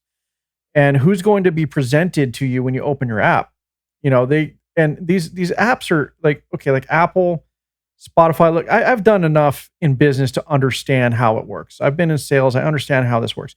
They deny that. No, we don't take money. There's no such thing. These people all play the game. Bullshit. You guys are all lying. They all got big pockets behind them. The only reason that every time you open Apple, for example, and you see, let's say, Pod Save America, is because there's enough money to keep them on the front page. It's not because of their damn downloads. Man, look, there was a time I was in the top 100 in politics on Apple, and most people probably don't even know who I am. You didn't see me on every Apple splash page, right? When you open it, no, you didn't. So it's a bunch of lies and manipulation and bullshit. And it's unfortunate that you have voices out there. Like I personally, Royce, I don't know what you do, but I don't even listen to a lot of the big guys anymore unless there's like a certain interview I want to hear. I support a lot of independents. I really do, because there's a lot of good quality independent podcasters out there who are going to do the work. They're going to do the deep dive. They have other jobs, and in their spare time, they are really putting their all into this. And I respect those people. I'm one of those people, period. I am. This isn't where I make my money. I make my money elsewhere, but I love doing this. And I felt that I had a voice. So I said, hey, let me go ahead and do what I can. And on some episodes, man, I sound like an encyclopedia because I will dig that deep. I get hyper-focused. So I think that, the window of opportunity, unfortunately, is getting narrower. And it's very sad to see that this has become an industry. I have a person I know that has been podcasting for a very long time, and he knows some people that are in the industry that are pretty well-known people. And he still wants to hold on to the fact. He looks at it as, it's just like bands, it's just like being in a band and all of this, it's not an industry, it's punk rock. No, I'm sorry, it's not anymore. And that's unfortunately, I wish it wasn't. That was not the truth, but it is. It really is. So because you've been doing this for a long time, how does someone become successful? And that can mean many things. It doesn't necessarily mean rich, but how would you be able to get your voice heard and also be able to do this for a living to where, maybe you make enough to keep it going, for example? How does someone do that? I can tell. I mean, I had, for post-pandemic, I made a living live streaming on TikTok. And you could look at the metrics on TikTok and my success on TikTok and think that it was really, really impressive. But as soon as you took it out of that ecosystem, it didn't scale. It didn't carry over into other platforms. I have decided to break it in pursuit of growing further, much along the same thought process of what you're asking, because it comes down to, if you're really going to do this, and if you've done it long enough that you're now in it, and I'm like, oh, okay, well, I didn't expect to still be here, and now I'm here. So now what's next? I can't do this forever. So that's the evolution, right? And if you're going to stick with it, look, I've gotten to the point where I'm like, you're going to get all of me. Okay. There was a time when you wouldn't. You're going to get all of me. And if I lose followers, so be it. But I'm hoping that I have 500 really, really passionate people that are interested about anything that I have going on, so that they can help lift up anything that I have going on. And I think that that's the long-term proposition. I have 650,000 followers on TikTok, but if I go live, there might only be 200 people watching at any given moment. It's all bullshit, right? So then I go over to my Substack, and my core people are there. And those are the people that are on my Twitch and they're everywhere. So I think that part of it has to be, as weird as this sounds, it has to be not focusing on the money. That's short term. You have to go long term and build something that provides value for people. Yeah. When I'm not live, people want me to go live. I mean, I used to provide a very specific type of stream, but now the people that I have gotten rid of and the people that I have kind of whittled it down to, they'll just watch me sit here and do like what I'll call office hours, where I'm like, guys, I just got to go through notes and clean off my desk, but I haven't been live today. And if I went to the parks where I used to stream and I played the game, I could make hundreds of dollars. But I got to work the leaderboards and work the gifting and do the whole thing. So that's short-term money, which is nice. Yeah, it's not long-term. It's not sustainable. Correct. So now it's more valuable to be like, guys, I didn't make it to the park today, but let me show you what I've been working on. You know, so now they're on the ride with you. And it's a lot more work to do it that way. And a lot of people said, just stick to doing the dumb shit. Just stick to, and I'm like, I don't want to spend the rest of my life doing that. Yeah. So to answer your question is how do you make it's not about getting tons of views, right? It's about speaking to the people that are listening. Yeah. And it's having not speaking down to them, it's speaking to them, speaking with them. So I think that if you can find a way to sustain that, then maybe you break through. I got to tell you, sometimes, and you were describing this at the top of the show about like, you know, hitting that benchmark and then having all that. And I'm like, it doesn't even sound appealing at this age. Like I've had a slice of it on TikTok. Like it's not appealing. Like I'm not doing what I'm doing these days for views. I'm doing it to keep that core audience going on these new endeavors. I could give a shit. I mean, I get if somebody comes in and gives me a hard time, I'm like, just don't fucking watch me. Like I don't care no one's anymore. Forcing you, right? Yeah, but you know, like, oh, why weren't you in the park the other day? Well, I was. Oh, I missed it. Well, then why the fuck are you asking me? Right. Like if you come into my live, I go, where were you? I was working. Well, why the fuck were you working? Why weren't you watching my live, asshole? Like it sounds pretty ridiculous when you flip the script. Absolutely. I hope I answered your question. I know I just ranted a lot. Well, no. That's all. It's all valid information. I mean, these are your experiences, right? I want to make it clear. Like I believe anybody in this space, for example, to me, be who you are. Don't put on a front. Nothing. I hate nothing more than watching somebody who's a character. Okay. Now, unless you're specifically putting it out there that it's entertainment, fair enough. I know what I'm getting into. But you know, if you're in the news commentary space, politics, anything like that, which is really hot right now, don't be something you're not. Just don't be something you're not. I can't stand fake. That's what I believe. But that's how you're going to break through. But you still need to play into. Unfortunately, you still have to play into the clickbait world. Yeah, if you really want to. I understand. And I don't like doing it. And I'm on your side. I agree with you. I'm against it as well. But you know, everything I was saying earlier really had to do with, you know, I see people get so bent out of shape and disheartened when they're inspired, and they're like, I'm going to do this too. And then they get into it and they feel, like you said, they've got to reach a certain threshold. I need 10,000 downloads. I need 20,000. I need 100,000. And it's like, give a shit. You know, I like doing this more than I like doing my own podcast. Yeah. You want to know why? Because when this is over, I'm going to go smoke a bowl and not have to edit shit. I'm not going to have to edit shit. Right. You know what I mean? And I can curse over here. I don't have to care about losing a follower. This is your fucking problem. Yeah. Everybody listens to my damn show. They already know I got a filthy mouth, so it doesn't even matter. But my audience will hear this and be like, oh man, why doesn't he act this way on his podcast? Yeah. And you got to listen more. I like having these conversations though, Royce. I like having the opportunity to have someone open up and just let go. I really do. Yeah. I think there's more value in that. I think you learn from somebody a lot more instead of trying to play the persona and try to stay within the guardrails. I mean, if you can't speak your mind, then we're not having a real conversation. We're just not. You should be able to express yourself. But then it also means you're doing it for the wrong reasons. How so? And that goes back to the whole grifter thing. Because if you're there, so what I started, not to bring it back to what I was doing on TikTok, but when I started doing what I was doing, I was front of trend. A lot of people started doing it because they saw what I was doing and I was doing it with success. I originally started doing it for my own mental health escape.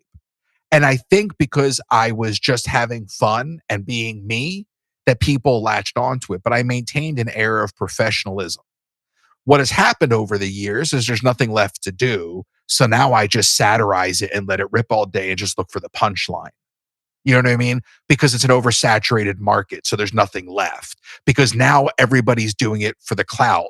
And I'm like, man, I've been doing this so damn long. I've seen it all. I've done it all. There's nothing left to do but to completely flip the format. So with that being said, where is the grift, as you said? Like where would it be that you would be grifting? How am I a grifter? No, your statement earlier. No. That's the question. I don't care. Oh, okay. I listen. Reddit would tell you I'm a grifter because of the gifting on TikTok, but I would tell you a lot of those people on Reddit are just jealous that I get to make money going to Disney World. Oh, I thought you were alluding to maybe because, for example, you can act one way on a show like mine, but then on yours you have to be a different person. No, if people don't understand persona, that's them. Gotcha. What I used to do in the early days about being professional was I didn't express my opinions as much. Right. It was, I didn't say what I was thinking. Now I say whatever I want. I choose my words carefully. Right. So that if people are only half listening, they're not going to know what I'm saying. But to those that have, anything above an 8th grade reading level, I can get away with saying things in a family-friendly manner and rip somebody to shit. Right. But it was a natural evolution of like showing all of myself. It's not that I wasn't being authentic in the beginning. I was still being me, but I took the gloves off because there was nothing left to do and it became an oversaturated market. So again, how do you differentiate yourself? How do you, it goes back to the idea of the purple elephant, if you're familiar with that marketing term. So how do you differentiate yourself in a world of podcasting now when everything on YouTube is a face like this, like yours, right? To me, you know what this is like? You're an audio guy. This is like phase 2 of podcasting because podcasting had a boom. This is the phase 2 boom of podcasting. This is like when mini disc came back the second time. Still have That's one. what this is. You know what I mean? Yeah. Yeah. Well, I understand what you're getting at. In my perspective, I am what you see, man. I don't believe in being that different person. The only thing this does for me when I get on the mic and I got the earbuds or whatever the hell it is, I get focused. That's all it is. It's just like me having a drink, right? Loosens me up a bit, and now I can have a conversation without inhibition because now I'm just focusing on you. I know that I hit the record button and I got to get here to this space where I can listen, hopefully say something that has any value. And sometimes I'm playing mental judo with people, but I am who I am, and you're right. There's a lot of guys that may look like me, but really, for me, look, I'm a working person. I work with my hands. I work in the trades. I do event production. I'm in it. Sometimes I get here and this is what I look like because I ain't got time to polish up and put a suit on. Can I wear one? Absolutely. I love it.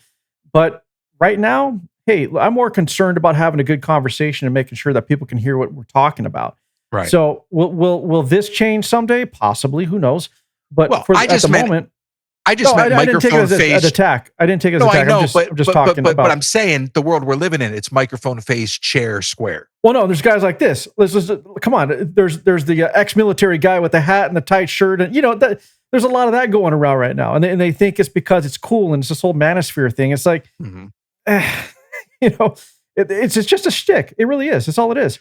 But when what we're doing right here, and I will tell you because like when I'm listening to you and then when I'm responding to you. Mm-hmm. I'm in the zone right now. Like I'm in a dialed in thing right now where I'm focused on listening to what you're saying. I'm trying to build my thoughts and to the point that I start going like from my heart. And when I'm done, I'm like, man, I hope that made sense because that really just came from the soul, because I'm in the zone. Yeah, but you got to put it out there, man. That's the beauty of these type of conversations. You have to let it go and you have to get it out there. But you can't do that if you're trying to hold up a fake front. It's impossible. Exactly. And that's the issue that I'm having right now with the podcasting world. And it's become such a big thing and it's so influential that it's leading people in the wrong direction, I believe. There's a lot of intentional misinformation, or, like you said earlier, there's like a handful of companies or whatever that control most of the narrative because of the money behind it. And that individual, when they started, may not have wanted to be that person, but now they're too deep. It's like, going back to what we were talking about earlier. Do you want to get rid of the money or the power? You're kind of stuck in this situation. It's like, well, what do I do? Do I go back to poverty? Go back to, washing dishes? How do I have my cake and eat it too? Is that possible? Absolutely. Not to bring it back to Bongino, but I mean, he really is the perfect example. I mean, I almost empathize with the guy. Yeah. You know what I mean? I in a weird way. I mean, first of all, he was Secret Service for Obama. Yes. Okay, so like, let's not even politicize the man for half a second. Let's just talk about him as a podcaster, right? Like, you had a really good thing going. Why would you leave it? Because you would be a fool to not take that opportunity. Like, if you and I were given that opportunity, you'd be a fool not to take it because it's once in a lifetime. But then you get there and you find out the grass isn't always greener. And that's truth. There's nothing but truth in what you said, because you only have one life, and how many opportunities do you ever really get? I kick myself. Would you rather live with the doubt? Would you rather live with the doubt or the go regret? through it? Right? Would you really regret it though? I will. Yes, you would. Everybody regrets the decision to not pursue. And many of us may not even pursue something because of the fear. And there's also the imposter syndrome. Maybe we don't believe like we belong in that position, or that we should be the person in that position taking advantage of the opportunity. So a lot of what holds people back, I believe, is both fear and imposter syndrome. If it's not fear, it's imposter syndrome. There's very few people that can be confident enough to walk out there into any situation and go, you know what? No matter what, I'm going to be me, and I'm taking this. I'm taking this. Not many people do. And it's not to put anybody down who feels the way that I just described, because there's times we all feel that way. I've had job offers where I'm like, you know what? The money's good, but this isn't me. This ain't my wheelhouse. That's right. That's right. Like I'm not going to be that guy. I just knew it. Right. So again, I wasn't trying to talk down to anybody who may feel like, oh, I don't ever fit in, I'm not going to take that step.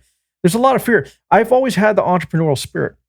I've never been afraid to take a chance. I've risked money. I've risked all that.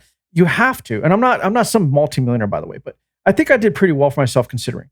And the reality is, you're going to hear 100 no's. You only need one yes, man. You really do. The basic principles of sales I've always taken personally. Like, even with my sales teams when I used to have the company, is like, I don't care. You're going to hear 100 no's. You got to keep knocking those doors. If you're not trying, you're not progressing. And if you're always doubting, you're not even going to try. You're going to. You haven't lived till you've cold called. I mean, until you've cold called in life, then, because once you've gotten through the rejection of a cold call and then also had the success of a cold call, then you could take no's all day long. Sure. Kirby Vacuums, Cutco, all that. I mean, it's just like, look, so, and again, I don't want to harp on the Bongino thing, but my last point to that go ahead. is that the fear of regret by not taking that job. Okay. I don't think now, if I was in that position and decided to leave, that I would regret taking the job. I may go, oh, I'm leaving now. This isn't what I thought. But I think the deeper regret is not knowing. So you take that leap and you take that opportunity. But to bring it back to the point of failure, is most people, they shut down after a failure and they don't realize that failure is necessary. So then the failure becomes the thing that is the roadblock, when failure is actually a necessity. Failure is a litmus test for success. Well, they don't ever want to feel that embarrassment again. So they avoid conflict. They avoid struggle. But failure is not doing it, not failing at trying. Failing at not trying is success in its own. Even if look, most businesses, as you well know, were birthed out of a completely different thing. Before Lego was Lego, they were making wooden toys. Nintendo was a card company. Right. So, you fail at one thing. It's the not doing that is the failure. Well, yeah, and I hope people listening hear that. I completely agree. And that's what I was getting at. I just probably didn't communicate it. No, you did. You did. I love harping on that, because I think that we live in a fear-based culture, whether it's executive level decision making or whether it's just even the fear of offending. Like, you're not Right. going to say anything in this conversation to offend me. Right. You know what I mean? And I'm reading from you that it's probably the same for you. I'm good, man. You know? I just had I don't know if you heard of him, Derek Gilliard. He served under the first Trump administration. He was a part of HHS 25 years, and he wrote this book. I think it was I just had him yesterday too. Longest 4 years of his life, as he calls it. His perspective of working in the Trump administration as a black man. And we had this long conversation, and we broke through barriers. We talked about race. We talked about racial stereotypes. He asked me straight up, "Hey, as a white guy, let me ask you why there's so many white people that shoot up schools and whatnot." And I'm like, happy to address that. You know, Yes. you can't be afraid to have those discussions. You really can't. You're like, hold on, I have a file on that one. Let me grab that. Right. But you can't be afraid to have these discussions. You know, if you're afraid of being offended, you're not going to progress and learn. You're just not. I think it's boring to have a conversation where all we're doing is agreeing. Why do I want to have that conversation? I mean, look, I've had many conversations where I don't agree with everything everyone says, but at least, you know, if you're intelligent enough of a person, I should walk away understanding your perspective, and I should walk away with an understanding that I know why you think the way you do. It doesn't mean you're stupid. I just understand why you think the way you do. I can now say, oh, okay, the way you lived, what you went through, now I get it. I get it. I didn't understand it before. And that's important to me. It really is.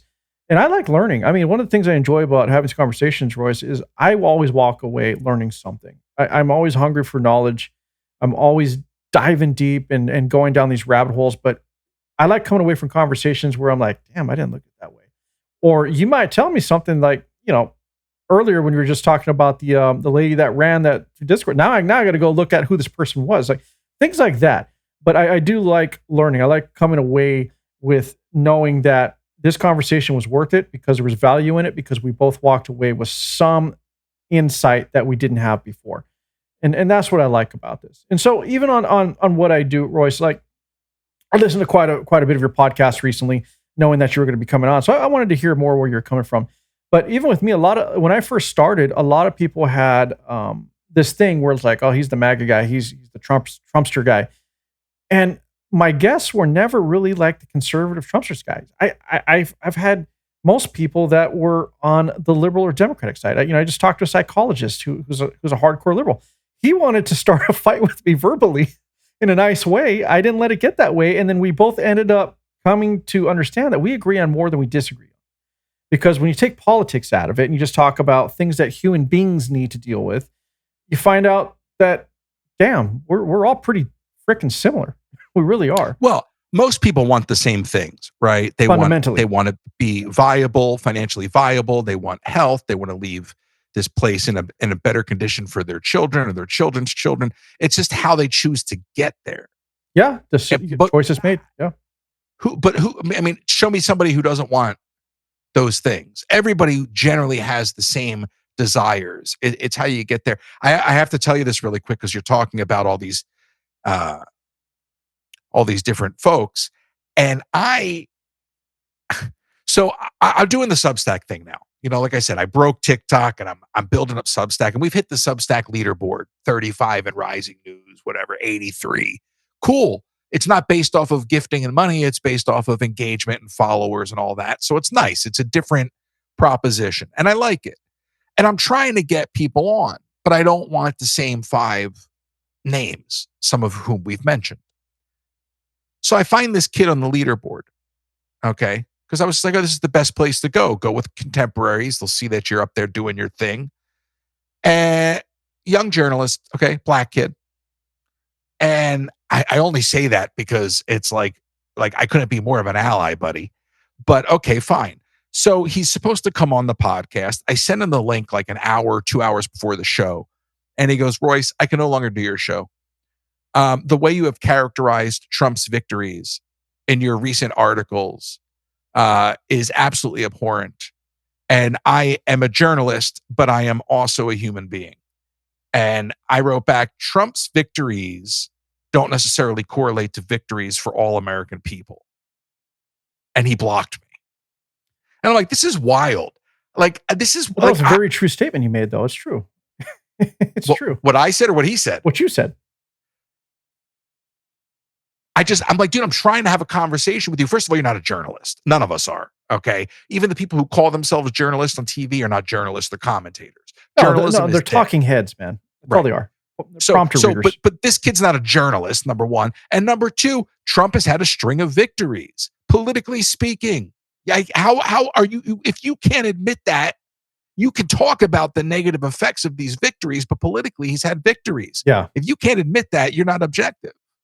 Right. I mean, you're not necessarily saying you need to like this guy because of these victories. They may not be the victories you want, but he did have them.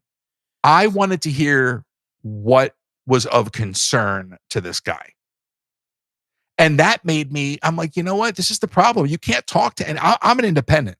You can't talk to anybody on the left. They don't, it's their way or no way. I've been fortunate enough to have some though. And I don't know what it is. I tend to, like in this conversation, you know, we have a lot of back and forth, but there's a lot of times where I let them talk. I want them to reveal who they are so I can understand where they're coming from before I form an opinion, because, you know, I could be very reactionary, but it could just go down the wrong road. I might be creating a bad situation for me and my guest if he says, you know, listen, he says, you know, fuck the Republicans, this and this, and you guys are war hawks, whatever. I don't even care about that, but just saying, then I could be very reactionary, go like, hey, screw you, this, whatever. That gets us nowhere. Let me let this person talk. Let them get it out, because the more you talk, the more we're going to come to a place where we can actually start having the conversation. And then now we're going to find out that we both hate politics. You know, there's nothing you said in this conversation that I have disagreed with. And there's nothing you've said in this conversation that makes me think you're MAGA or conservative. Well, that's the stereotype, but I'm just saying. Fair enough. I appreciate it. I try to stay centrist. I try to. There's times that I do. I mean, I'll be honest, I do lean more right, but I don't think either side is 100% right. They both have their problems. They're both freaking crazy. Let's just be honest, man. You get into the extreme sides of both of them, it's like, wow, what world do you guys live in? Well, that's the horseshoe. Yes. Yes. Funny. That was just brought up recently with someone else I was talking about that. So, you know, I don't know where all this is going. I just know that what I see out there, Royce, is a lot of frustrated individuals, including myself, because we all want change, but it just doesn't seem that, you know, as you said, or the deep state, they don't want to give up their position. They don't want to give up what they're doing. And we're just always going to be arguing over stuff out of our control. You know, there's people who get so obsessed about it that they get sick from it, just from the stress. You know, they can't even get through their day without going on X or, you know, Blue Sky or whatever app they choose to be on and just spewing whatever opinion they have. And it's like, man, a perfect example of that for me, by the way, I'm not going to name names, but where I live, and, you know, I have frequented the Bay Area many times, especially for business. I went to school out there in San Jose for some time. And the reality is it's a whole different world. It's a whole different world. And it got to the point where it's so far left that if you say anything that is outside of the group think, you're a Trumpster. It got so bad that one day a friend of mine saw me wearing a hat that just had an American flag. And they called me Trumpy. I'm like, what does the American flag have to do with Trump? It represents the United States of America. You know, the country in which you reside, the country in which you are a citizen, the country in which you are benefiting from its protections and its sovereignty. What does that have to do with Trump? And that's where we have gotten, and that's what I'm concerned with, is that there's too many people living on the surface of the headline. They don't want to dig deeper. They just believe whatever it is that their favorite morning show is telling them and taking it for face value. And it really wasn't that bad before. They used to think for themselves. And I don't know if they're just so busy that they don't want to take the time to do so anymore. I don't think it's that they're busy. I think that, you know, there used to be a term, second screen. Okay. I haven't heard that. Second screen? So yeah, second screen was a term, oh, you're watching TV, you have your iPad out, that's your second screen. Oh, okay. Got it. Okay, so second screen viewing and all this. We are long past second screen. People have the news on with music playing in the background and they're scrolling Twitter on their iPhone. So I think a lot of it has to do with hyper consumption and the spread of information too fast. So when you take social media and you pair it with, a Steve Bannon strategy like flooding the zone with shit, Right. it makes it very, very hard to, the headline, to your point, always gets the most noise. It makes it very, very hard to fact check anything because people are already on to the next headline, and the fact check never gets the level of engagement Short or attention notice spans, as right? the headline.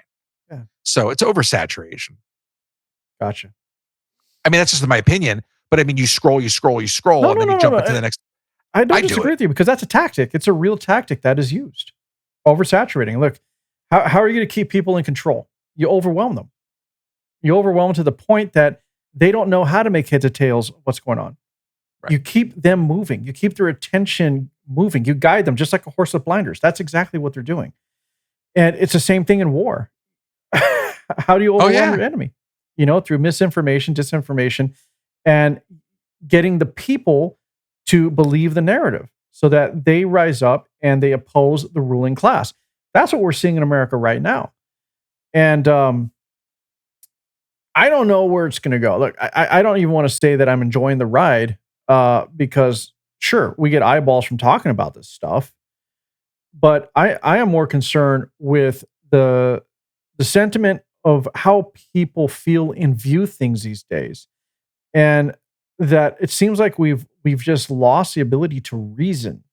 That the ability to think logically has just, it's just gone out the window, unfortunately. Everything's emotional. I feel like America's just a big ball of zombies. It's a big dumpster fire. And you got the perfect background and title. I mean, you really, and I didn't say that because of that. It's just the way I have always felt. It's a dumpster fire. And, it's not, and party politics has just been turned into a sport. So people wave their pennant, but they don't think logically about what and that's why you have this whole Epstein fissure, to bring it back to that. Because, look, the Republicans have become the big tent party and everybody has their wedge issue. And now what you have is a whole bunch of people that feel betrayed. Okay. But what's going to come out of this? They're going to go vote Democrat next time, or they're going to stay home. No, it's not like it's going to birth any movement. It's the same old, that's why they call it political theater. It's the same old game. It's exactly the same old theater. Game. Yeah. It's exactly theater. Your Substack, what you mentioned a little bit, but so you got into your Substack because you kind of want to just change the direction you were going. What about that Substack attracted you to it? Was it the community involvement in general, or was there something else, some other vibe about it that you really were into? It was literally the mechanics. Oh, okay. So I have, as I told you, I've been doing TikTok lives over the years, and my TikTok handle is Disney themed. I'm not even looking to plug it, so I'm not going to. But it's Disney themed. Okay. So I don't. You can put it in the metadata. So I don't even. In the early days, I didn't even want to break that. Right. I wouldn't even, if I was doing like a live radio show, I'd go do it on my Instagram.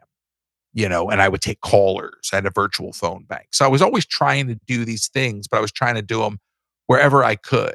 I did a WordPress blog and was trying to get that going. I built up the Discord and was trying to make that. I thought that would be more message board, and it really wasn't. So when I discovered that Substack was my blog, and I had a newsletter, a monthly newsletter, became a pain in the ass. Somebody said, "Hey, we'll do a newsletter. We'll help you." And then here I am every month trying to stream, do a newsletter. It was too much. So Substack became, obviously my podcast is everywhere, but Substack became a podcast host, a newsletter, a blog, and it took care of the Discord, being able to have a chat thread and all these things. So it just became a one-stop shop for everything. So it was literally mechanics. That makes a lot of sense. I never got into it. And honestly, it's like you said earlier, you can get very overwhelmed doing this. Like you have to pay attention to all this different medium, and you got to see on top of it. And I can just barely keep up with what I'm doing now. Same. So when you were telling me your story, I'm like, I don't even know how you're able to keep up with all of it. Oh, I'm producing a whole kids series at the same time. I'm relaunching my YouTube in next year or at the end of the year. It's crazy, man. I just redid my YouTube. I destroyed it and just started relaunching it and focusing on video for specifically for that side of it. So much work. Yeah, definitely. I mean, video editing. I never thought I'd be a video editing guy. I was always a sound engineer, right? And then I got into video because doing events, all of a sudden everybody wanted to live stream, and now I'm doing iMac for concerts, and we're doing all this stuff. And it was just a natural progression. Now here I am spending hours in front of the damn software, just doing. There's ways, editing. Man. You got to streamline your workflow. Oh, believe me, it's streamlined. Maybe I'm just too picky. I don't know. You might be, but I only say that from experience because understood. The last 4 months, 5 months have been. I feel like I've had a master class in assistive AI, and I have figured out how to use AI not to do the work, but to make it easier so I don't have to do the heavy lifting.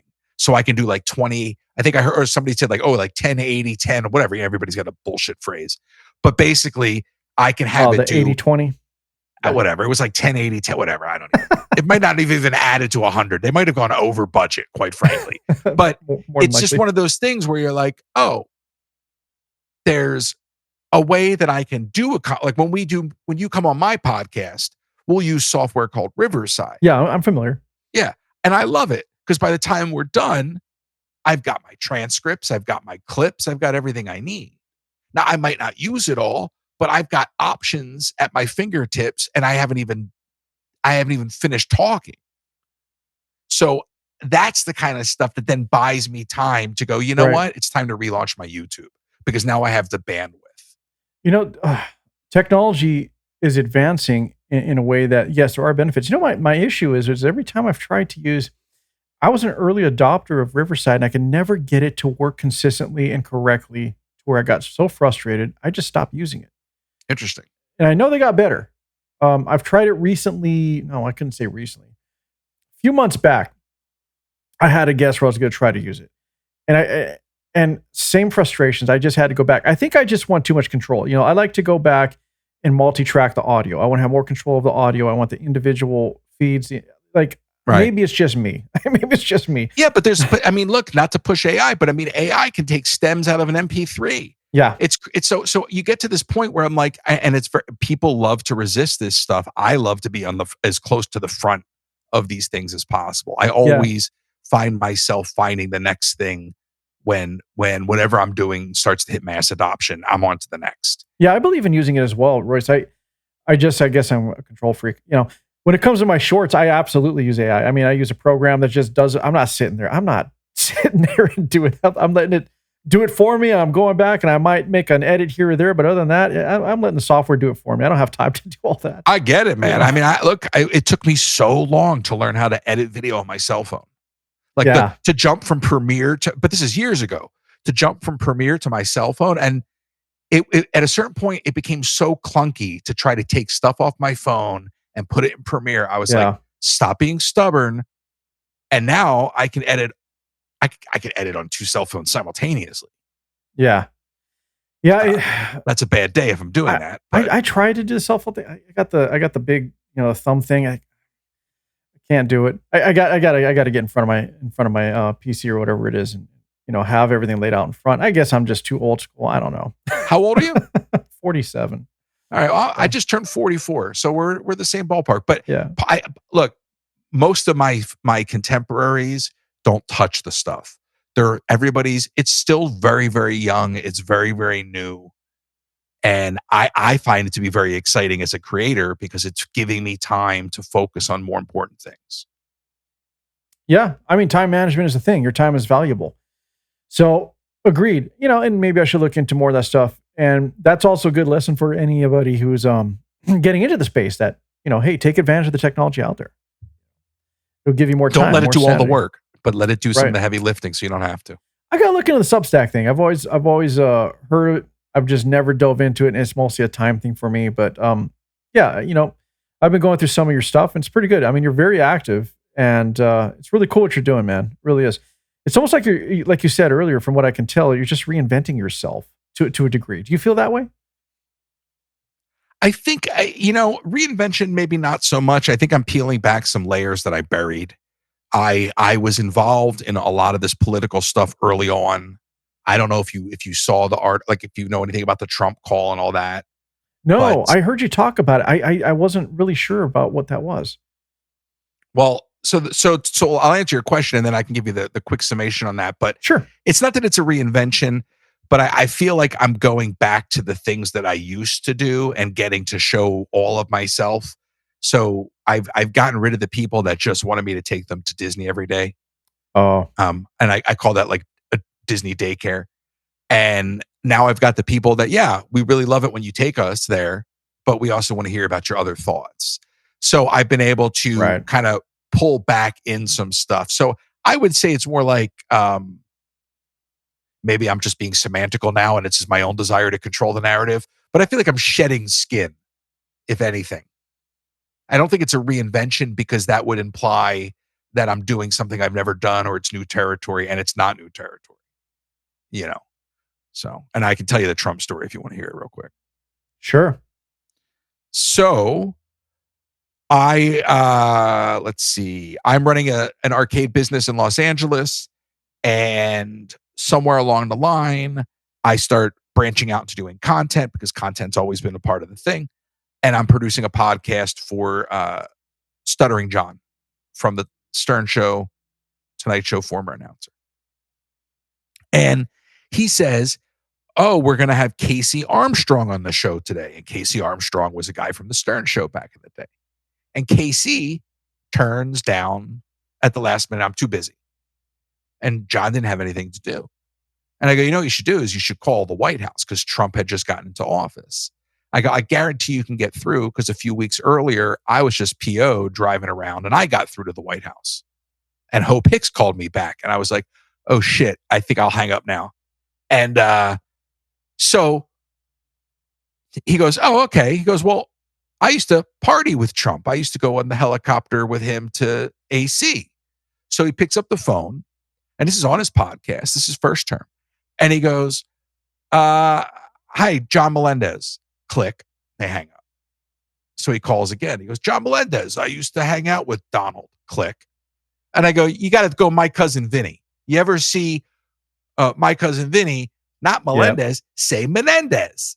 You know, not Jerry Callow, Jerry Gallo. Yeah. I don't realize as I'm saying this that corrupt senator from New Jersey, Bob Menendez, a Democrat, has ties to the Kushners and the Trumps. I just said it for the joke. Okay. Hi, White House, because mind you, we're calling the main switchboard. White House. Hi, this is calling from Senator Bob Menendez's office. Oh, hold on 1 second, please. Right. So then, and John is doing like the worst fucking British accent you've ever heard. And he says his name is like, his name was like it was like an amalgamation of like Bond names. It was like Sean, like, I don't even remember what it was. It was like Sean Moore or something like that. And he goes, yeah, my name's Sean Moore. My parents were big Bond fans. And like, this is all getting through. And the woman's like, well, listen, we just have one question.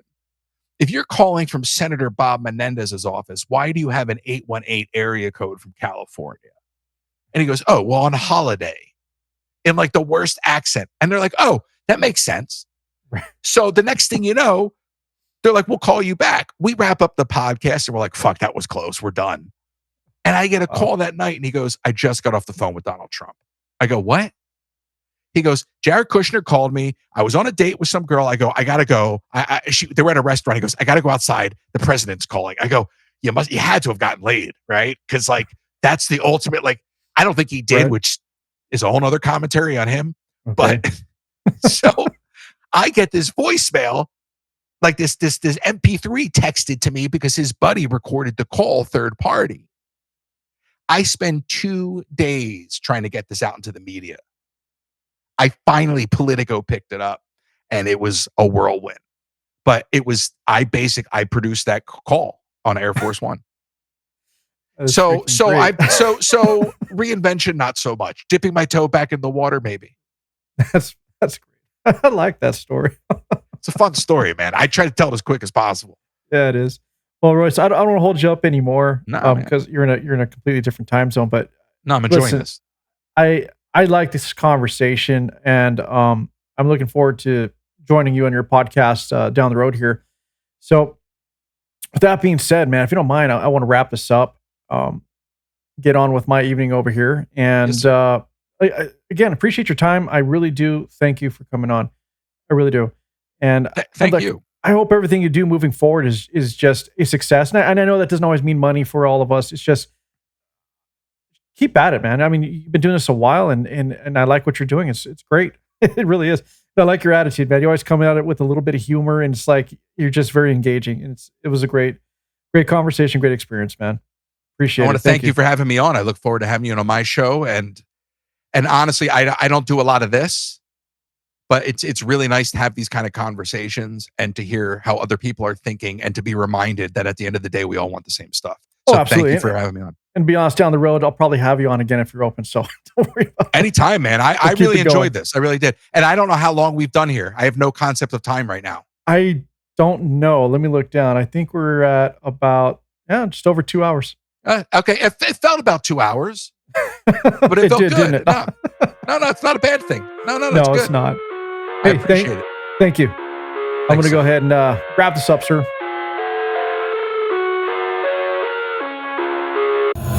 I wanna taste your content, hold your breath and feel the tension. Devils hide behind redemption. Honesty is a one-way gate to hell.